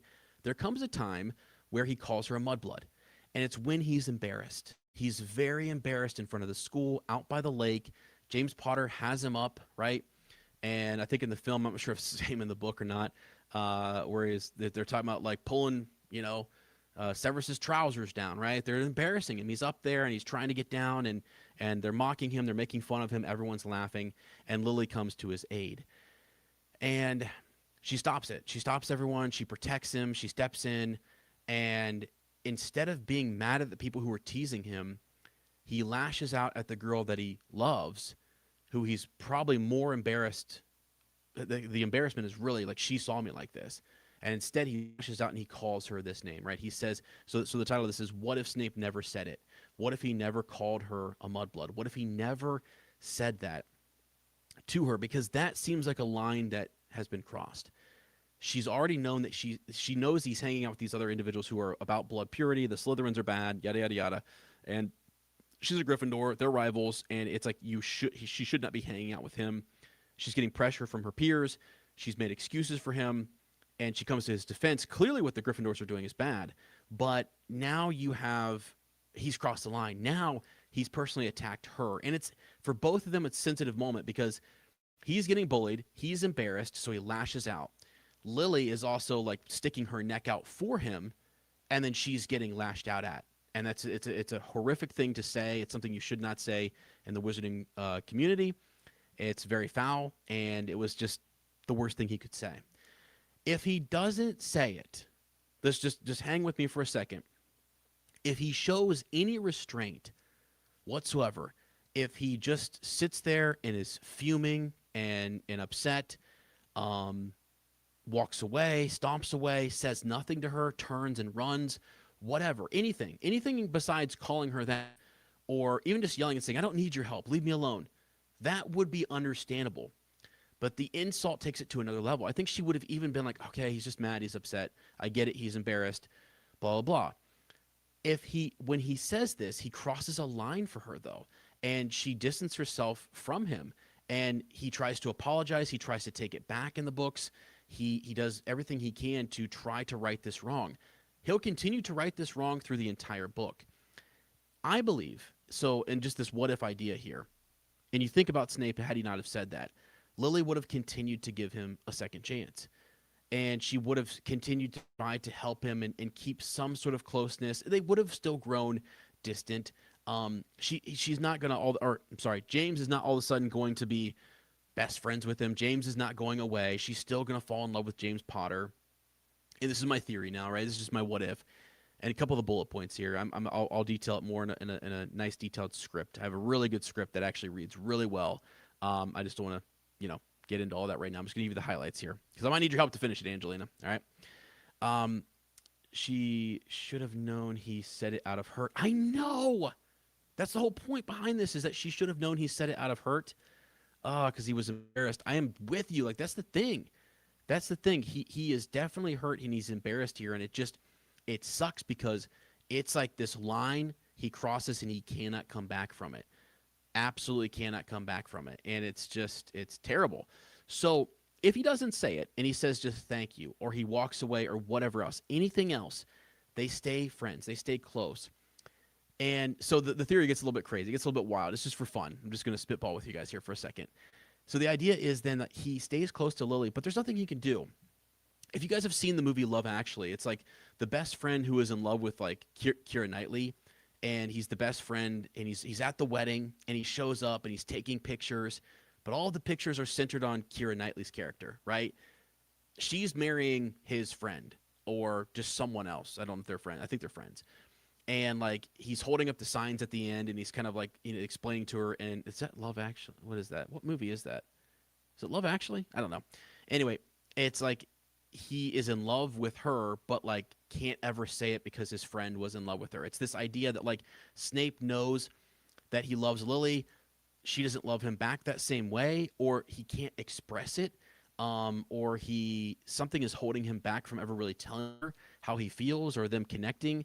It's the fact that he's sorted into a different house. If he's sorted into Gryffindor, changes everything, possibly, right? So, yeah, I mean, Severus is looking for friendship. He's looking for belonging, and he's felt powerless as a kid, and then into his teens, he continues to feel powerless. If he comes to Hogwarts and gains power, right, by being a Gryffindor, or by being best friends with Lily and not having this conflict with James, or Lily picking him and thinking James is stupid, like that empowers him. But because he continues to be powerless as he works his way through Hogwarts, he seeks power in the dark arts, in his talents, in what he's good at, in potions, in his Death Eater friends, and in terms of the Slytherins, and then ultimately in terms of Lord Voldemort being a Death Eater. And, so this would shift it. It would shift it to the point where he is, again, just in love with her. He goes to the wedding. He's still there. Him and James have sort of like this. They're eyeing each other. But he does stay close with his friends, not friends. Well, he's just associating with like Avery, Mulciber, guys who will be Death Eaters later on. He sticks close enough to these guys that he can hear some rumors. So Severus then sets a course. If he doesn't say this, he has a choice. He could become a Death Eater. I think though he matures. I think when he said this line, when he calls her a Mudblood, it sort of forever stunts his growth. He's not able to grow beyond this adolescent feud and rivalry that he has with Sirius Black, James Potter, the Marauders. He doesn't grow up. He can't move beyond it. It's so traumatic to him that he's stuck there. he's stuck probably in this spiral of like, I should have never said that. And it's buried so deep in him that he can't really ever get over it. If he doesn't say it, he doesn't have that trauma, and I think he grows. He's allowed to mature, and he can work through it. Severus also didn't have people in his corner, therapists and what have you, in the wizarding world, whoever, like a good father or good support people around him to mentor him and to help him overcome that and get through that. Instead, he's circling himself with people of power. He himself is powerful in the dark arts, but he's losing himself, and he's doubling down. He's hardening the shell around that trauma, which is what's setting him up for all sorts of heartache and sorrow, later on. But if he doesn't have that, if he doesn't have that moment, and he doesn't have to build up that hardened heart or whatever, he is going to grow and mature. So as he sees his love for Lily, then will mature, I believe, to the point where he understands that he has to almost like let her go, and it becomes that Love Actually kind of scene where it's like you're there, you love her, you appreciate her, you're letting her go, you're becoming the man that you probably should have been, right? And it's almost this, it's such a better version of Snape, not than the books, but like just in this what if sense where he's better and better and better. He's still not great. He still has a lot of issues and problems. Lily is still on him, trying to get him to not be involved in the dark arts. Lo and behold, to get to the point, Snape will, at some point in my theory or idea, come to the Hog's Head, and he will still overhear the prophecy. But it's not as if he was a Death Eater or spying for Voldemort. He's not quite there. He's close. He's on the periphery of the Death Eater circle, and they want him. They would love to court him and include him, but yet he's not fully gone over, right? He's nearby. He's interviewing for a job. He's actually going to work at Hogwarts, possibly. He's showing up for open interviews. Maybe there's another interview, and he's going there to interview for a position as a potions master or something. Who knows? Whatever. Defense Against the Dark Arts teacher, because they need a new one every year. Correct? Right. They need a new one every single year. So it's an opening. It would be an opening that Dumbledore would be hiring for in this scenario. And as he's there, he may be down in the lobby and hears Trelawney's prophecy. And once he hears Trelawney's prophecy, in this theory, in this idea, he's still closer to Lily. You see, in the original idea of Snape, once he calls her a mudblood and he goes down this path, he loses touch with Lily. He longs for her, but from a distance. He's not close to her. They don't have a lot of correspondence and communication. And so as the first Wizarding War is heating up, he loses touch with her. He doesn't know she's pregnant. I've thought this for a long time. I think people are under a misconception that Snape, when he hears the prophecy, knows Lily is pregnant. There's no way. In my mind, there's no way, because that may be as obvious for some people in the fandom, and maybe other people are like, wait, what? I've never thought about that. But for me, Snape would not hear that and then know Lily is pregnant, about to have a child, and say, a child born during this time is going to be the one that's going to mark the Dark Lord as his equal, or he's going to mark him as his equal, and he's going to, whatever. The whole prophecy with Trelawney. He's not going to hear that and then go, okay, I'm going to turn that over to Voldemort, knowing that it's Lily. So in the scenario that we have, the true scenario of Snape, the Snape that we have in the series, he takes that information back to Lord Voldemort, and he's crushed. He's crushed because he makes a big mistake. He doesn't know. He doesn't know that she's pregnant. Once he finds that out, once Peter Pettigrew starts kind of dropping some secrets to Voldemort, he then goes to Dumbledore and says, hey, I made a massive mistake. Hide them all, because he loves her that much. In this scenario, he would still be close to Lily, and he would know that she is pregnant. He would know Alice Longbottom's pregnant too, and it could be one or two of them. He would be very concerned. And if he is next up to talk to Dumbledore for the Defense Against the Dark Arts teacher situation, it's very likely that he could say something to the effect of, like, he could acknowledge that he heard it. And Dumbledore doesn't want that getting out. He doesn't want that going somewhere it shouldn't go. In the past, it was like Snape was there, heard a part of it, scurries away, doesn't hear the full prophecy. But in this situation, he hears a part of it, and even if Dumbledore is trying to act quickly and like figure out who's downstairs, who might be hearing this, I mean, Trelawney's not announcing, I'm going to give you a prophecy. It just, boom, happens out of the blue. None of them, anticipate it. Snape hears it, talks to Dumbledore, and says, like, it could be Lily. It could be Lily Potter, and he wants to help, and he wants to do something. And this idea, starts to grow into Snape then wants to become a double agent. So it's the opposite of really what's happening in the story. he then wants to become the opposite. He wants to become, like a double agent and start helping Dumbledore. Now, I hadn't quite figured out like how does this prophecy get to Voldemort.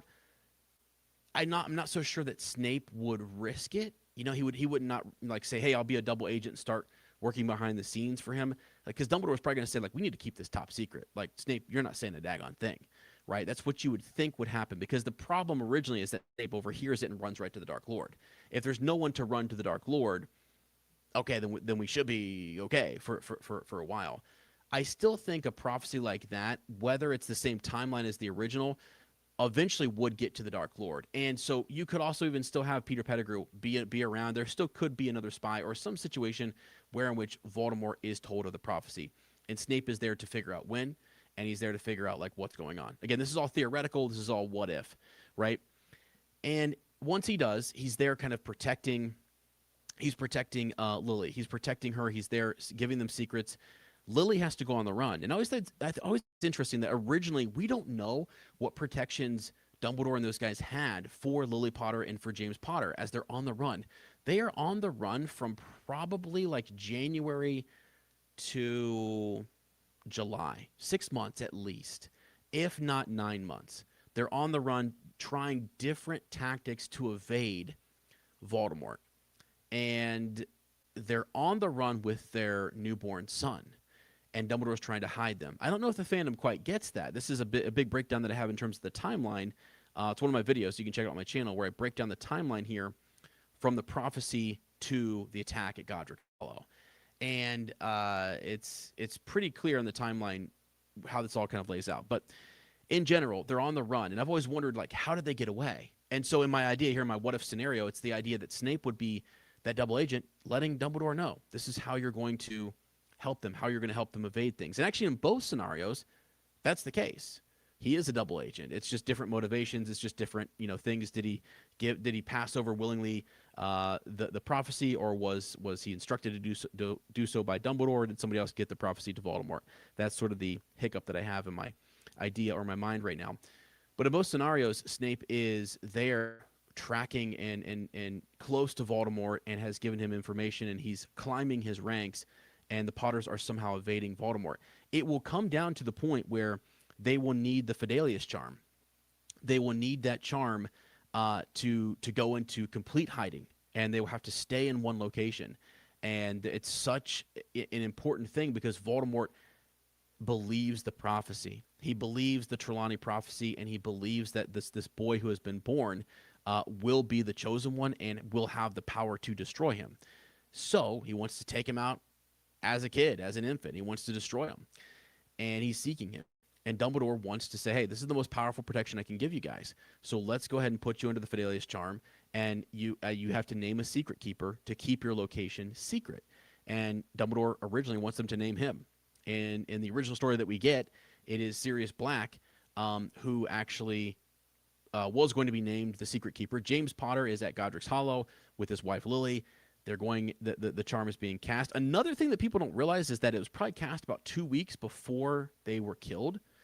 That seems to slip by people's memories a little bit, but Cornelius Fudge lets us know that, and it doesn't seem like McGonagall contradicts him.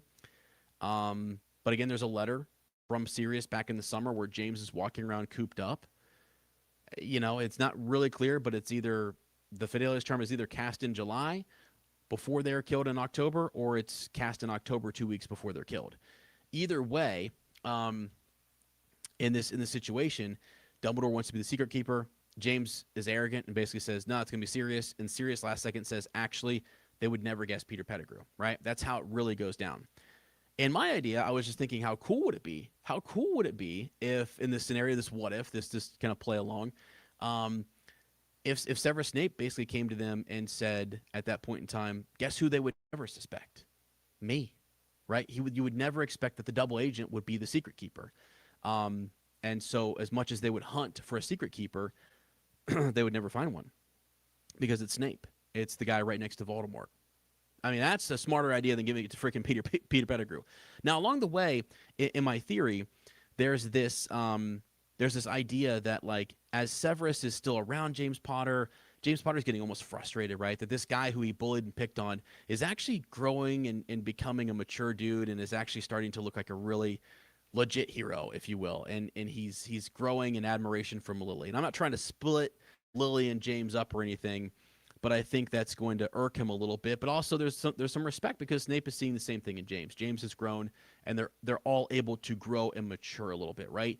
Every time we see them in the originals, we see Sirius going to Azkaban. He's stunted in his growth too. He's still in high school. He's still in high school wanting this petty rivalry with Snape. They hate each other. They're still stuck back in that time period because both of them are emotionally stunted in terms of their growth. And James does seem to be the one who gets away and does grow a little bit. And in my theory here, Snape is also now able to grow because he doesn't call Lily a mudblood. That one thing alone changes everything. And then he grows and matures, doesn't quite go down the dark path, stays kind of in between, is able to be there to kind of hear the prophecy, help Dumbledore, be a double agent, be more intentional, be more involved, and not have the guilt of being the one responsible for Lily's death, essentially. And so in this, he's like asking to be the secret keeper. And again, James is defiant and says, absolutely not. And they go forward with making Pettigrew the secret keeper. But the conversation is happening, and Snape is there. He's involved in the conversation to where just like Sirius, you understand the Fidelius charm is being cast. And Sirius says, make Peter the secret keeper. It's possible Lily was there or that Snape was there around for that, and they trusted Snape enough for him to know that Pettigrew was the secret keeper, or it's just possible that he knows James Potter and that he was going to trust one of the Marauders, be it Remus, Sirius, or Pettigrew. And he somehow figures it out. Well, along the way, if Severus is close enough to Lord Voldemort and he's there and he's seeing that like the Potters are just getting away barely, even though he's able to help them on that 6 months where they're on the run, he's telling Dumbledore what he knows, someone's feeding information to Voldemort. That's not him. That's not Severus Snape, right?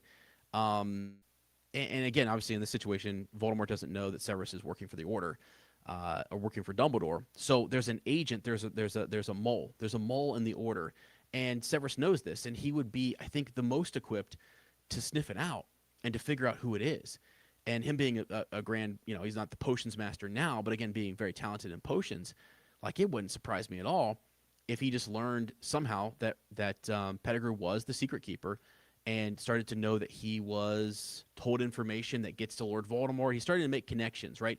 There's a blind spot for James and for Sirius and for Remus when it comes to Peter. They can't see that he is actually the one who's the rat, who's the mole, if you will, in their group. And it takes someone like in my theory here that Severus Snape, or my what if, I know it's not a theory, just to be clear. It's a what if scenario where Snape would be able to see that. He would be able to see that Peter is the problem because again, they don't value Peter. And actually in a lot of ways, Peter and Severus kind of have something in common. They're picked on, they're bullied, they're outcast. They're not the most popular kids. And just the difference is that, they're sorted into different houses and James picked one to be his friend, right? And Peter's actually pretty powerful. He's actually someone you should not be overlooking. And I think Severus would catch on to that. He would see that, and then he would be able to quickly identify it and figure out that he is the secret keeper and have him pass the secret over to him. Then it's like the idea then comes down to, this is where Angelina and I have not quite finished the idea. One of the thoughts that came to me originally was in this what if scenario, you have Severus going back and sort of telling Voldemort, or like he's watching Pettigrew come and do it, or actually, I think what it was, I had this idea that so he would be talking to Pettigrew, and he really does still hate James. So Severus does hate James, and there's a part of Pettigrew that does too. Let's be honest. Peter Pettigrew, in some way, does not like Sirius and does not like James and Remus. Otherwise, he wouldn't betray him, right? I think. Again, he could have been forced. He could have thought that he was going to die. There could be other things. Maybe he does love them, but not enough to stick his own neck out for him, whatever. But I do think maybe that he envied them, that he wanted to be like them, and he wasn't them, and he has a complex when it comes to those friends. I mean, we all have been in high school. We know the complexes. We know the social groups that you can kind of float in and you can have some issues with or whatever. and who's all trying to be alpha dog and who's not, whatever.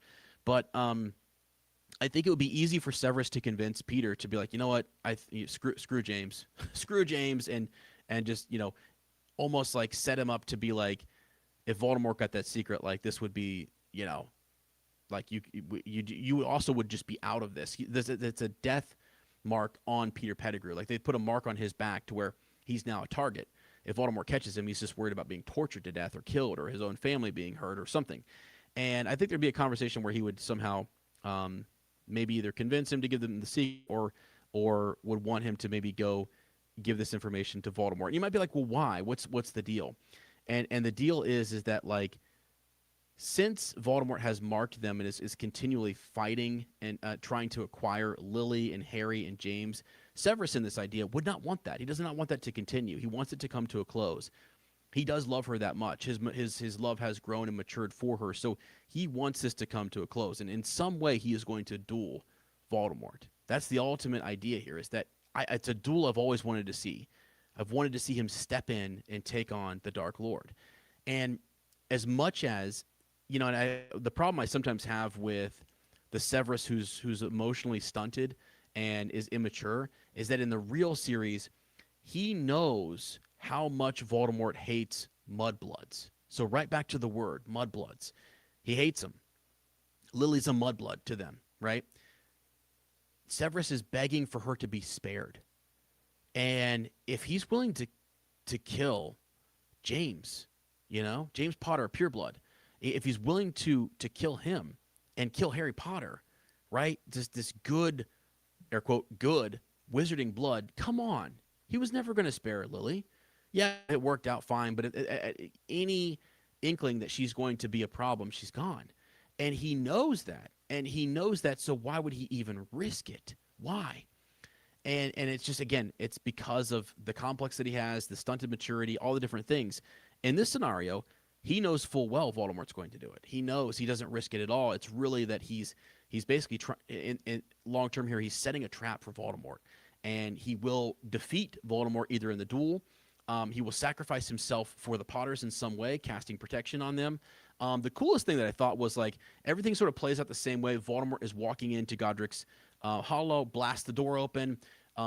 Again, Snape would be following him because he knows that Pettigrew dropped the information to him, so he can kind of track those events. And he's seeing it. He maybe alerts Dumbledore, maybe not. Maybe he wants to impress Lily. Maybe there's not time. Who knows? But he shows up. I thought it'd be very ironic for him to use Levicorpus on James Potter right as Avada Kedavra is being cast to hoist him to the ceiling to dodge the killing curse.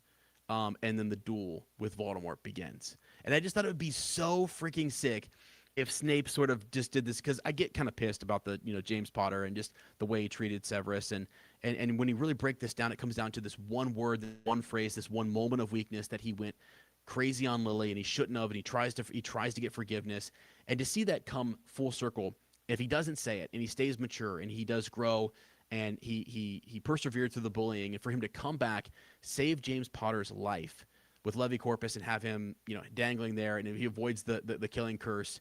And then there's this dawning of realization on Voldemort's face, and they're at Godric's Hollow and they duel. Like, that'd be freaking sick. And I don't know how it goes, how it ends. If he's casting some sort of crazy protection over Lily and James. I think of the idea that I had, and I was trying to actually vibe at this a little bit with some AI just to get some dialogue, just to get some ideas, and none of it I really liked, and none of it really kind of felt super authentic. And I took those are all my points. Those are basically all of my main ideas. I had another idea that the duel would be prolonged, or that Dumbledore would intercede. There's different versions, right? Snape could live, Snape could die, he could sacrifice himself, but the point is that Snape shows up at Godric's Hollow, and he's there.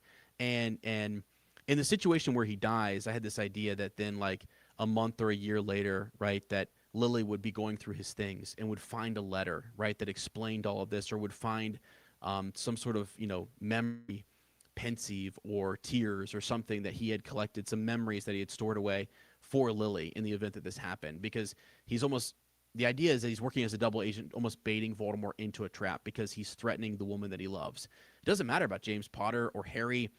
The man still has this obsessive sort of love for her. He still just loves her in a way that's like unconditionally, like always. It doesn't matter where she goes, and if she can't love him back, he still just loves her, right? And he's going to protect her as if he were her spouse. See, that's the thing. I think when you think about it like that, if you throw James Potter out there, and in Severus's mind, James is like whatever, doesn't care. He doesn't even care that they've had a kid, and that's just a screw up. That's just a whatever. Sirius loves her, and the love grows and matures beyond just sort of like, yes, I'm even going to respect her wishes. I'm going to respect that she loves, you know, James. I'm still going to be here no matter what. I'm not going anywhere. And it's that sort of Snape that could, like, he does grow. He does grow in some maturity as the series goes on, and he, you know, it's almost like his old ego jumps out from time to time, and he starts to kind of really fall back into who he was as like a teenager, and he seems like a kid sometimes, the way he's picking on kids and bullying kids in the series and different things. But like there are moments where he does mature, and he is still there, and he is still helping, and he is still thinking about Lily, right? And I just wish it were a little bit more mature. I wish he was trying to prove himself more to her, and you know, yeah, just a slightly different Snape. And I think sometimes people read it and they watch the movies and they think of Snape this way. They think of a Snape who has grown and who has matured and dealt with a lot of these things, and he just hasn't. He has not. He has not gotten over these things because, again, James is killed. He can never have it out with James. He can never like go at him and really tell him off and really, you know, kind of get Lily to say, actually, you're right, Severus. I understand. Like, you know, that like James messed up, and like no one apologizes to him. He never gets to move on because James is dead, and James is dead because of him, and then Lily is dead because of him, and it's just all a mess, right? And he suffers, and he suffers and suffers and suffers, and he does everything he can to make it right. The boy lives means Severus Snape lives.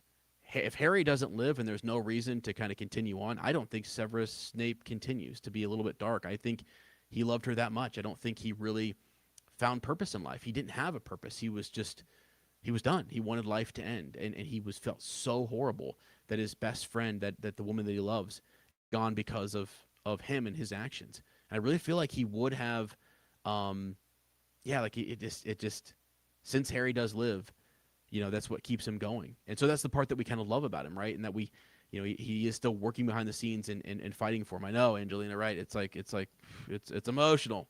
And Snape's such an interesting character. And I just think I like that Laurie Kim dives into who he is, and some of his stuff is just inexcusable. The stuff that he says and does, etc. I sometimes think, though, it's excusable. Some of it because he's like a double agent and he's trying to really play this up. I mean, sometimes I'm like, cut the guy a break a little bit here, man. I don't know that he was that bad. Yeah, some of the stuff that he says to Hermione is ridiculous and over the top. But again, Hermione reminds him of Lily and reminds him of the things that he said and reminds him of who he was. And so he hates her for that. And it's this self-hate that he has, that it's actually being projected on the characters. It's really his trauma and what he has going on.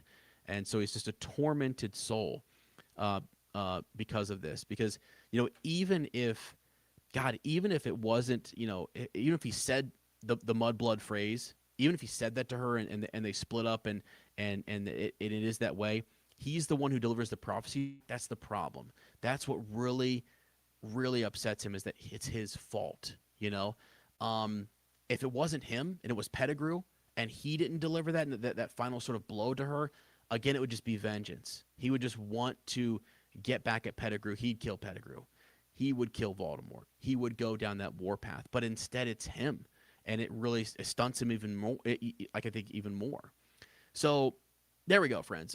Just a big talk about Snape. Let me get back into the comments here and see what we have. But he's an interesting character, and I want to do more on him in the future and go back and maybe look in more detail. I've been reading, by the way, Angelina, a great book is the Malfoy book, which is out right now. I think it's Irvin Cateman wrote that as well. He also wrote the Albus Dumbledore book. They're cool. They're really cool companion books, and I've really enjoyed them. And you get different aspects of Snape in the Malfoy book as well, because there's a lot of like Draco's relationship with Snape and Lucius and all of the Slytherins, kind of their side of things, if you will. Not really their side of things, just like who they were, the arcs that they're kind of playing in the series and the story. So really good book to kind of check out. It's kind of got me thinking about the Death Eaters. It's got me thinking more about Snape and Pettigrew and the Malfoys for sure. So, yeah. Anyway, all right, there you go. And again, I haven't finished it. I don't know where it would go. There's a lots of different options in terms of how you would end that. I like watching the ones where it's like Snape raises Harry, or it's. I just like to discuss Snape and his trauma a little bit and what he went through, because I work with high schoolers that like, and like I've told Lane, I've told my other buddies, I've told my wife this. Anybody who's listening to my podcast, like I've gone through some traumas myself, and I had a buddy I reconnected with recently who kind of felt like I was never able. He actually said the phrase to me, no joke, after my mom died when I was at 20, 24. She got cancer when I was 23, and that ate up. I mean, it was a whole year of just like, sorry guys, I got to go be with my mom. Maybe it's her last year of her life. And he said to me, like when we talked the other day, he's like, it felt like that some of my life was air quote stolen from me in my 20s, and I had never saw it that way really, but like to see an outside perspective where someone said that and they felt like I was lost in my grief and I was lost in my trauma. I was like, man, I mean, I kind of felt like it, and I've told you guys about it, my depression and different things during that time period and afterwards, and it did feel that way a little bit. And just to have somebody else say that on the outside, from an outside perspective, I was like, wow. So sometimes when I see these characters, I think about that. I think about just like what they went through, and I think he's such a well written character. He's is a character that divides the fandom. He's fascinating. He's absolutely fascinating, and I really hope we get different aspects of him in the HBO series. I don't know what they're gonna do. We shall see. We really like it's gonna be fantastic. But you're making me want to get back into the Snape book. Yeah, I mean it's a good book. Again, shout out to her, and you guys should go check that one out. She really breaks down some cool stuff, and she has theories on Snape and fun things, little nuggets that she just drops out of nowhere, and you're like, whoa. So I would also say I think a lot of content creators online have read her book and Irvin's books, and if you look, I mean they've been writing about this since I don't know 2010 or something, 2012 or whatever. They have done their work in terms of the fandom, and they're more in the blog space and articles and writers, right? Whereas the video creators, again, I think it's interesting when I can sometimes tell when a content creator has gone and read those books, because then all of a sudden their theories are coming out, and I'm like, okay, you probably read Laura Kim's book, right? And I think it's cool, and I hope hopefully they're shouting her out, because I think she deserves it. She's done some really good work and had us looking at Snape in a different way, for sure. So, and yeah, by the way, this is off the cuff. I always remember too, like I do these shows sort of off the cuff, and just I do some research and I dive in, I'm listening, I'm reading, but like these are people who have spent a lot of time on these characters, who are really gone deep and really thought about them in different ways. And that's why I think it's valuable to go read their books or read their articles. And same with me, like when I sit down to do a video essay, I really dig in, and I'm really going to give you the quotes to back up everything that I'm saying and get nitty gritty with you guys. So hopefully Angelina and others in here, I'm going to be doing a big breakdown on this, or even just a deeper video essay on Snape, because I think all that stuff needs to be talked about. And again, I know people will light the comments up with like, Snape sucks, he's terrible, blah, blah, blah. And other people are like, I love him, he's amazing, like he's one of the best characters. And it's just, people will go back and back, right? So, yeah, for sure. Crazy. Okay. Didn't even, one more thing before I go. Little nugget at the end. All right? A little nugget at the end in case you guys stuck around to the end here. Two things I'm going to share with you since we're in Harry Potter land. Let me go ahead and switch this out. I'll switch views here real quick. Hey, what's up, everybody? There I am. Big view. How's it going? So I said, I kept saying it. I kind of forgot to do it. And I said, don't let me forget the tidbits. You guys thought I was going to forget, didn't you? You did. I know you did. You were like, he forgot the tidbits. So I wanted to say, I was talking to Lottie on Shell Cottage Radio the other day, and this kind of came up in one of our most recent episodes. I want to put it here, which is I do think the HBO show has a chance to do a lot. I think they have a chance to cover some scenes that are not in the books and that are not in the movies. And one of those, spoiler alert, so again, take your time, click off if you don't want to hear this. It's a behind the scenes released sort of still image, or some of the first Harry Potter news that we had for HBO was Nicholas Flamel. And Flamel and his wife are out on a beach with Dumbledore. And they're filming this. And that's nowhere in the books. That's nowhere in the movies. And so there's going to be dialogue. You're going to have dialogue between Dumbledore and Nicholas Flamel, which is fantastic. Fantastic. They're setting their affairs in order. What's the reasoning? Will there be a conversation about Dumbledore? Is there information from Nicholas Flamel? Like, has the stone been has there been an attempt on it already? And that's why they're taking it to Gringotts. Like, you can add more to those scenes, right? One more, or sorry, two more. We're going to jump ahead to Goblet of Fire because that's where I am in the reread with Shell Cottage Radio. And we're talking about a scene where I think it was last episode or this episode. I can't remember which one it was. It's the portion of Goblet of Fire where the champions are gathering before the third task and their families show up. And when the families show up, you're thinking, okay, you've got Cedric's dad there, right? You've got Victor Crumb's family. Fleur's family is there. And for Harry, the people who show up are Molly Weasley and Bill Weasley. This is where Fleur and Bill meet for the first time. They see each other. And Fleur's like, hey, buddy, what? Hey, good looking. I mean, and you're like, what? She's the Vila, right? But she's like, dang. I mean, she's looking across the God, Bill. I mean, Bill is cool. Bill is cool in the books, and I hope I hope they go crazy with his character in the TV show. So they show up, and I thought one of these additional tidbits, one of these additional scenes that HBO could throw in for us, this is totally made up, and many of you will probably say, as there's no way. They would never do anything that bold. It'd be crazy. There's stuff that J.K. Rowling could throw at them that like were drafts or ideas or just stuff out of her head. It could come out of nowhere. All you need is so spake, Joe. That's it. So spake Joe. And if Joe said it, then it's, quasi canon. And you could throw something into the show that would be pretty neat. For example, I was talking to Lottie. I'm like, could Aunt Petunia actually have been there? Could she actually have shown up to Hogwarts? Clearly she was invited, right? Clearly she was invited to come to Hogwarts as family. Wouldn't she be? I mean, imagine if Hermione were the champion for Hogwarts and she and her Muggle parents are there and she's doing this awesome thing and she's risking her life. You would get her parents there. And you would I mean, it's been done before. Jacob Kowalski has been there. We've had a Muggle there before. So it can be done. And I thought, why wouldn't Dumbledore do it? And I think an offer would be made to Petunia. It'd be cool to either see her turn it down or it would be cooler to see her accept.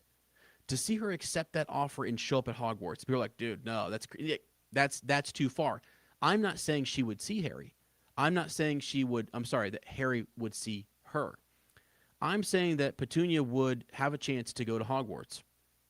And we've never seen it or thought about it or heard of it. It would blow the fandom's socks off. And she would show up there and she would tell Dumbledore ahead of time, make me invisible. She doesn't know what the charms are or anything, just make me invisible somehow. And she would be in another room and she would get a chance to see Harry for who he is. And she would weep and she would cry because of her cruelty and what she has done. And then again, like Snape, she hardens. And she's never going to show this side of herself to Harry. Even though at the very end of the series, right, she does have that sort of token, right, blanket or gift back to Harry that shows, like, I did hold a small part of me where I did love you. I did take care of you. I was still there. I was cruel to you. And she never has that full conversation with him, right? But I just think it would be so cool to see her struggle, really struggle and show up there and not want to be seen, and then see him for a split second, see the joy, see how they're treating him, be heartbroken, and beg Dumbledore to take her back, send her back home, right? And she's there for just a moment. Like, that would, Vernon probably would not let her. But one thing I've noticed is that Petunia seems to be the one in control of this. Vernon doesn't want anything to do with it, but if Petunia hates it, she hates it, and she hates the fact that Lily was chosen, that she didn't get to go. She is interested. She is intrigued. Always has been. But she hardens her heart. She hardens, and she doesn't want to open herself up to any magic or it disgusts her, right? And she's had to build up this idea in her mind. And so just to see her crack once would be crazy. Now, that one is the far-fetched tidbit, okay? That one is most likely never going to happen. Okay, it's never going to happen. All right, that would be too far. I think it'd be sick. I think it'd be the boldest thing, like one of the boldest things that they could do. There's many bold things they could do. Um, and people would say there's no precedent for that. Again, I go back to the Flamel stuff. Like there are. Dumbledore and Petunia do correspond. They do communicate, and she, by her own blood, she is, and giving him a home, she is extending magical protection around Harry, and that needs to be known. Harry's life is being threatened during the Goblet of Fire, so it is possible.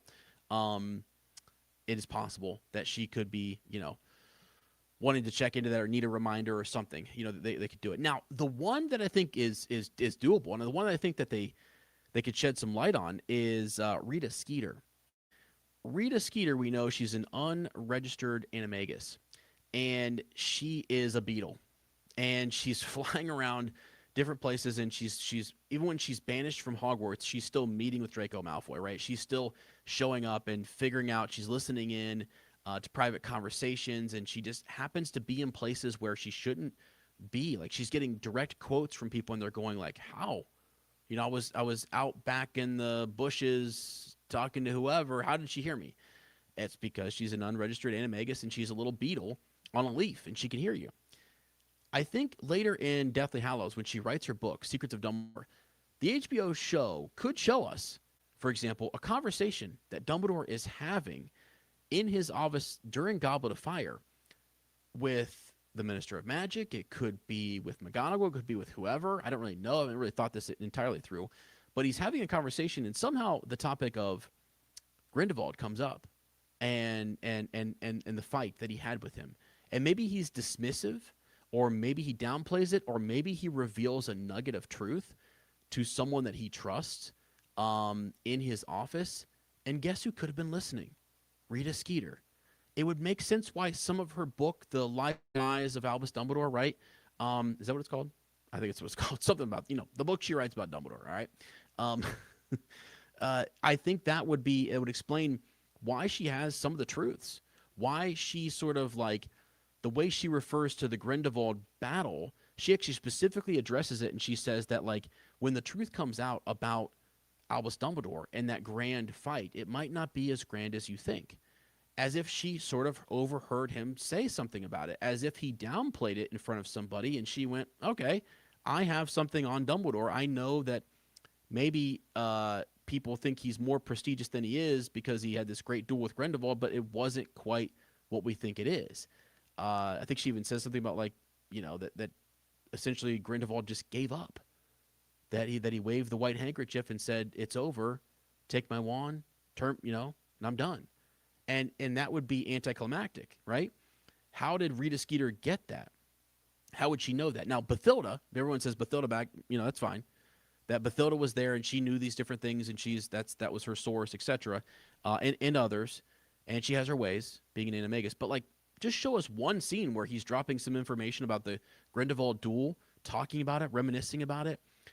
Him and Grindelwald meeting at some point. Like, the Triwizard Tournament, I've theorized that they might have met at a Triwizard Tournament, because if you look at the time in which, like, the last duel happened, it could have been when they were at Hogwarts. Anyway, more on that later. I don't have the deets in front of me, or the dates, but it is possible. Anyway, so yeah, just some ideas there as things that you could see. A Rita Skeeter secretly in Dumbledore's office and somehow has penetrated his defenses, if you will, and again, Sirius does. Sirius is able to get into Hogwarts as a dog, right? And Snape and him can't figure it out. Snape and Dumbledore can't figure out how Sirius Black is getting into the school, right? Because no one knew that he was a black dog. Okay, that's it, right? He's an animagus, and he can get in and out of the school. They never thought of that. Well, they never think that Rita Skeeter is also a little beetle, right? So it's the simplest thing that you don't think of it, and so then therefore she could be in his office overhearing stuff. That would be fascinating. So those are just 2-3 tidbits. I'll come up. I have tons more for the different books, but I'm going to pencil those down and kind of go over those as extra things that are not in the books. That there's a little bit of evidence maybe they could have happened. It's a stretch. The Petunia is a stretch. But this one with Rita, it's like, yeah, she writes about Dumbledore. She writes about his personal life. She writes about secrets that he has. And so how did she get those? just Bathilda, or were there other sources? There were other sources, but like maybe there are sources that we're not considering. Maybe it was like she actually overheard him before Hermione figured out her secret and everything else, right? So there you go. All right, friends. Longer episode than I thought. I think I said it was going to be an hour, and it's been way longer than that. So appreciate you guys who are hanging in here, and hopefully it was somewhat fun. I get carried away. I apologize. All right, I just get carried away. I don't know what I'm doing half the time. It's been a long week. I wasn't even so sure. I told Laura before I started this episode. I was like, I don't even know what I'm going to say. I don't have a clue. I have no idea. The kids wore me out at school. They absolutely wore me out. It was insane. I think I said last episode, it was on Saturday. I was like, y'all thought I wasn't going to podcast. You thought I was done. And man, I actually thought I was done this week. I was calling Lane. I was calling my wife. I was calling anybody I could. Anybody that would pick up the phone. I'll give you a call, because I was stick a fork in me, man. I was done this week. I was tired. One curriculum night took me down. I was there till 9 o'clock at night. It was crazy. So anyway, that's why this episode was a little bit kind of all over the place. But that's how it goes on the Council of Flannel. All right. Appreciate you guys. Everyone who is here, council member, you guys are awesome. Amanda, I did not get into too much rage baiting about Rings of Power. It's coming. It's still August, so I'm going to bring that in September. That'll be our next thing. And I will definitely try to get back into some of these some more character studies, if you will, or character conversations. Angelina, and then shout out to Harmony, who again put a message into the show. Couldn't make it for the live stream tonight, but we'll listen later. And you guys hit me up. Anyone. I mean, anybody who's got a thought or idea, a character you want more deep dives on. I think it's actually fun talking to people who don't know a lot about Potter, or they don't know a lot about the book series. I'm just thinking of Lane again, who he's reading it with his kids, and like some of the questions that he asked, I'm like, dude, okay, it's a great book series. It's a great book series, and it has tons of twists and turns, and there's so much more in the books. Worth a read. People have got to dig in there. It's fantastic, and I can't wait for them to do this on HBO. There's gonna be so much more time for them to dive into all the different aspects of it. There's another one. Here's one more. It's not a full tidbit, but there's a deleted scene that is actually written, I believe, from that J.K. Rowling has released. It's Theodore not going to visit Malfoy Manor. Theodore goes and visits Draco Malfoy, I think, in book 2. And so again, that's probably a scene we're going to get in season 2, Chamber of Secrets, where you're going to get more of Draco interacting with another Slytherin, right? Not one of his cronies or whatever, but it's going to be a very interesting scene where he's meeting an equal, and you get to see him and understand him and hear them talk, and there's a secret Death Eater conversation going on, behind closed doors, and I think that would be really cool to see. So, all right, fun stuff like that. Appreciate you guys. You guys are awesome. I'm going to end the podcast here and then chat with my friends over in the live stream just for a little bit. But appreciate you guys. Again, second and fourth Friday, we'll be on here streaming, getting after it. Sometimes I know what I'm going to say. Sometimes I don't. All right? And I know some of you are going, hey, that's pretty obvious, Iz. That's pretty obvious. Well, I wanted to make sure that I stated the obvious today. All right? So I love you. Appreciate you. Have a good one. As always, may the force be with you. Don't let the muggles get you down. We'll catch you next time. Peace.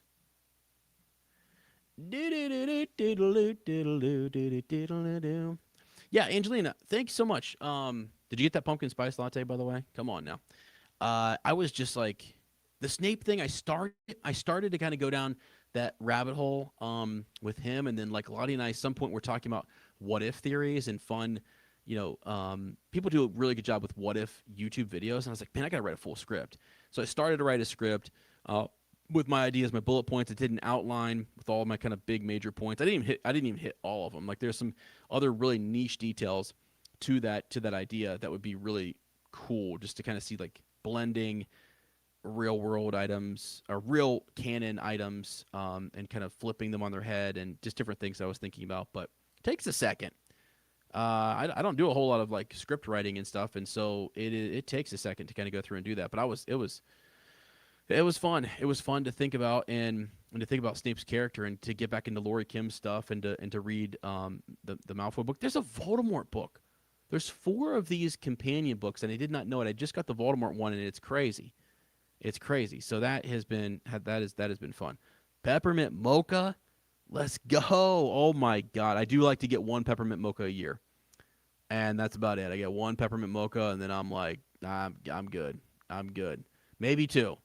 And then the heartburn sets in. I can't have it. I can't. I don't know why. It gets me. Mm.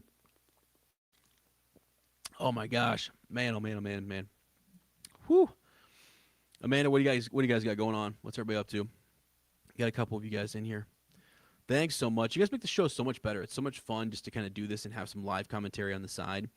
And it's just I think people really enjoy it. You know, I've gotten a lot of comments and messages from people over on Instagram. That's the thing I was going to do. I'm going to make the Instagram direct message thing so we can kind of get in there. I can send you guys updates because sometimes I'm on the fly. Like today, I was like, God, I barely got the clip art up in time. I was telling Lottie, I'm like, I just haven't had time to think. Come home and Lucas is just like right in your face, which I love. And we're doing stuff. My dad comes over. It's just like bang, bang, bang, one thing after another. I'm like, God, this thing starts in 2 hours. I ain't even got the thumbnail up there and promoting it on Instagram. So, yeah, I think today that helped me out, though. I don't know if you guys know James, who's in the chat sometimes. Call him Jim. He's one of the Danville boys. I told him, I said, I'm watching you like a hawk, son. Sometimes he comes in there and I'm like, good God, I I gotta proofread before I click his comment over there. He's a wild card. He's a wild card. So, but yeah. So I didn't promote it today. And hopefully he probably did it, which is okay. Just kidding, Jim. I love you, and I hope you do get in here next time. I got to get Helldivers, and I got to get get some games going. I got back into Halo, and I've just been playing Halo, and different things. I did let Lucas into the lightsaber. You guys heard that earlier. Lane was like, "Let the boy have the Lane." I did, and actually, it was a joke. He has torn them things up already. That is why they're still sitting over there. But why did I even say that? I just looked at them. They caught my eye. Here, I'm gonna show you guys something. You guys know, look at this. You guys may have some cool Star Wars toys, different cool things from back in the day, but I guarantee you don't have one of these bad boys. Lucas loves this thing. Look at this bad boy. Right? Flashback photo. Oh, there's Anakin. Guarantee, as cool as you guys are, you don't have one of those bad boys. Look at that. To that. That is an episode 1. That is a golden piece right there. 1998. Holy smokes. Crazy. Came out in 99. There it is.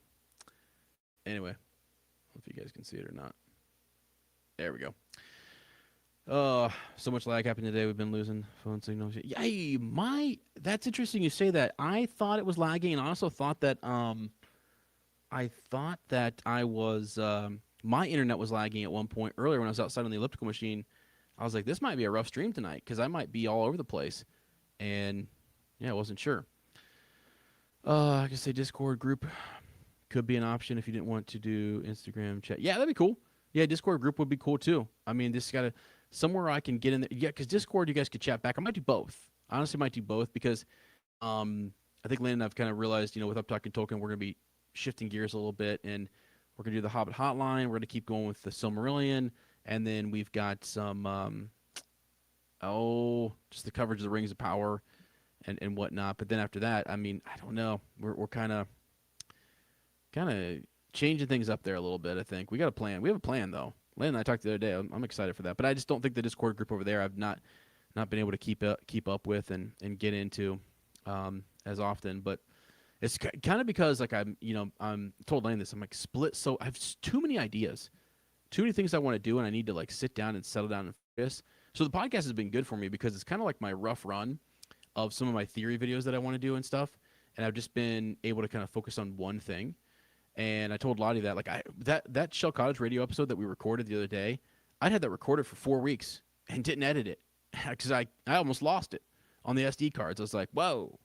And then the universe sent it to me, and it was all good. But anyway. Yeah. Lane says we're done. We're not done. Shut your mouth, boy. Shut your mouth. Goodness. You need to do a brain dump. Yeah, that is true. That is true, Angelina. I definitely do. Because, man, it is like That's the problem. Like kids will see, even right now, if you could see my tabs. I mean, I have 1, 2, 3, 4, 5, 6, 7, 8, 9, 10, 11, 12, 13, 14, 15, 16, 17. I have 17 tabs open because it's just like that's just my content creation tabs, some fun stuff here. I've got notes for Uptuck and Tolkien. I've got some other Reddit post I want to do. I've got Spotify, just different things, clip arting, all this stuff pulled up here. And then I go to school and I have double these tabs open. And so like my mind is just like all over the place. I need to definitely like, go through and dump it. Just dump it, man. Oh gosh.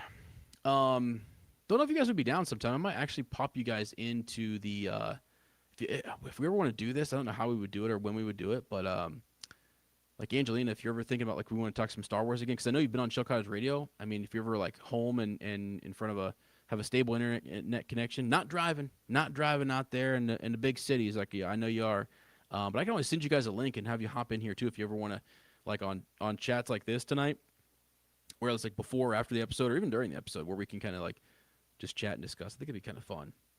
I'm just throwing out random ideas. Inspiration.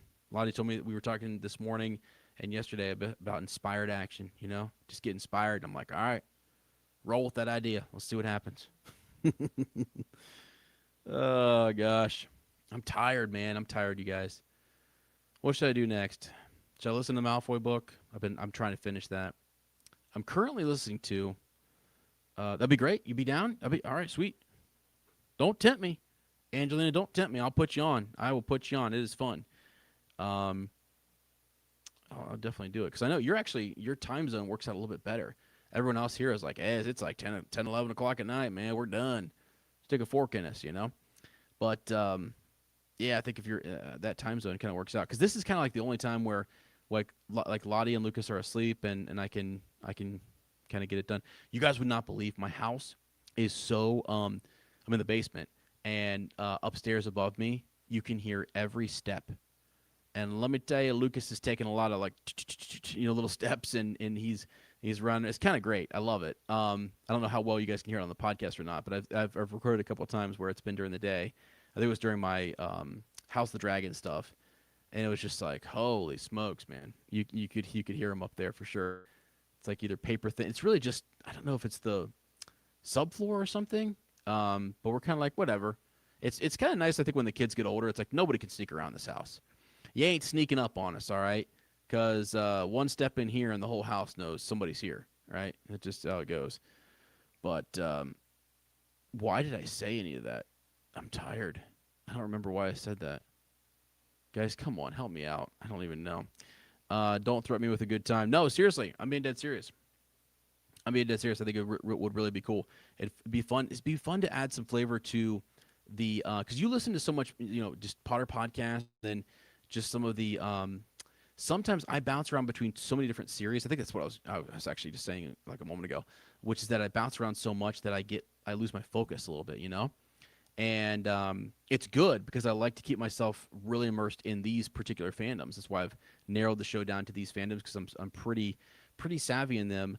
But it's good to get some real niche details and reminders. Like today when Lane brought up Kyle Katarn, I was like, that was gold because I haven't thought about that character in a little bit, and so it's really cool to be reminded of characters and scenes and stuff that just aren't coming to the old noggin. Why? Because I got the phrase Mr. Kirk, Mr. Kirk, Mr. Kirk running through my head. Hey, Mr. Kirk, man, would you smell? Hey, can I get a pass? Can I get a pass? Good God. Lane says go to bed. I don't want to. Make me, son. No, I think I'm going to go over here and play some video games, dude. I think I'm going to sit on that couch. I think I'm going to pull up the PlayStation 5. I think I'm going to get on there, and I'm going to whip some butt in Destiny. I just get on there for talk about ego boost. Oh, really? Really? Yeah, really. I go on there and I tear it up, man. Nothing you can do. Yeah, I remember he was running around one episode. Yeah. He's awesome. I can't wait. For LAP, it's going to be crazy. He's learning so much. So many different words. The boy's just absorbing everything. It's great. It's fantastic. Angelina, you'll be happy to know I think Lottie and I are doing we don't really announce this on the podcast anymore, like when we're doing episodes, because it's kind of turned into unexpected. Our goal is just to get as many in as we can.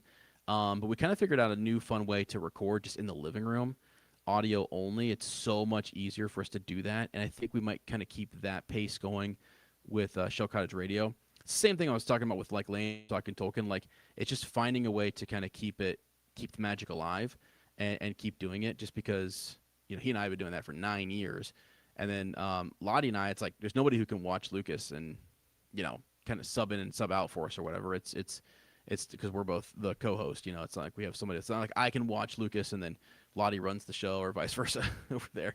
So yeah. Oh my God, you're right.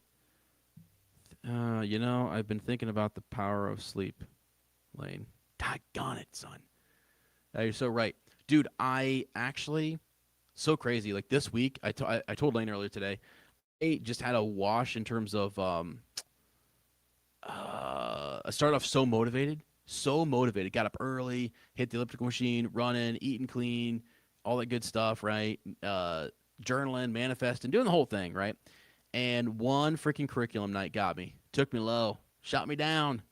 But they kept us there till 8. I was there till 8:20. I didn't get home till 9:20 p.m. And then you're wide awake because of all the conversations with parents. And you're trying to remember stuff, and you're just like, oh God, shut the brain off, go to sleep. And I couldn't go to bed till it was well past 11 o'clock. And then I have to get up at it was 11:30. I mean, it was I could not go to sleep. I wasn't scrolling, nothing. I was laying, tossing and turning, and then I went to sleep for a little bit, then woke back up at like 12:30. It was awful. Got about I think 4.5 hours because it was just like once you wake up, then you're just up. And after that, it just shot. The week was just shot. I was like, screw it. I was like, forget it. I'm getting my Dunkin' coffee like I normally get, and I'm getting a donut. Try and stop me. Try and freaking stop me. So, anyway, yeah, we're done. Stick a fork in me. All right, I probably going to go over here. It's, 11:23. I probably should get some sleep so I can get up tomorrow and help Lottie out with some stuff. But more good things coming. We will have, next week I'm going to be doing a show just on Saturday. Some of the news. I've got a couple fun theories and topics we'll be talking about. More Harry Potter, so don't worry. Some Harry Potter, some Star Wars. That's going to be Harry Potter, Star Wars heavy, as well as some Rings of Power in there, here and there. All right.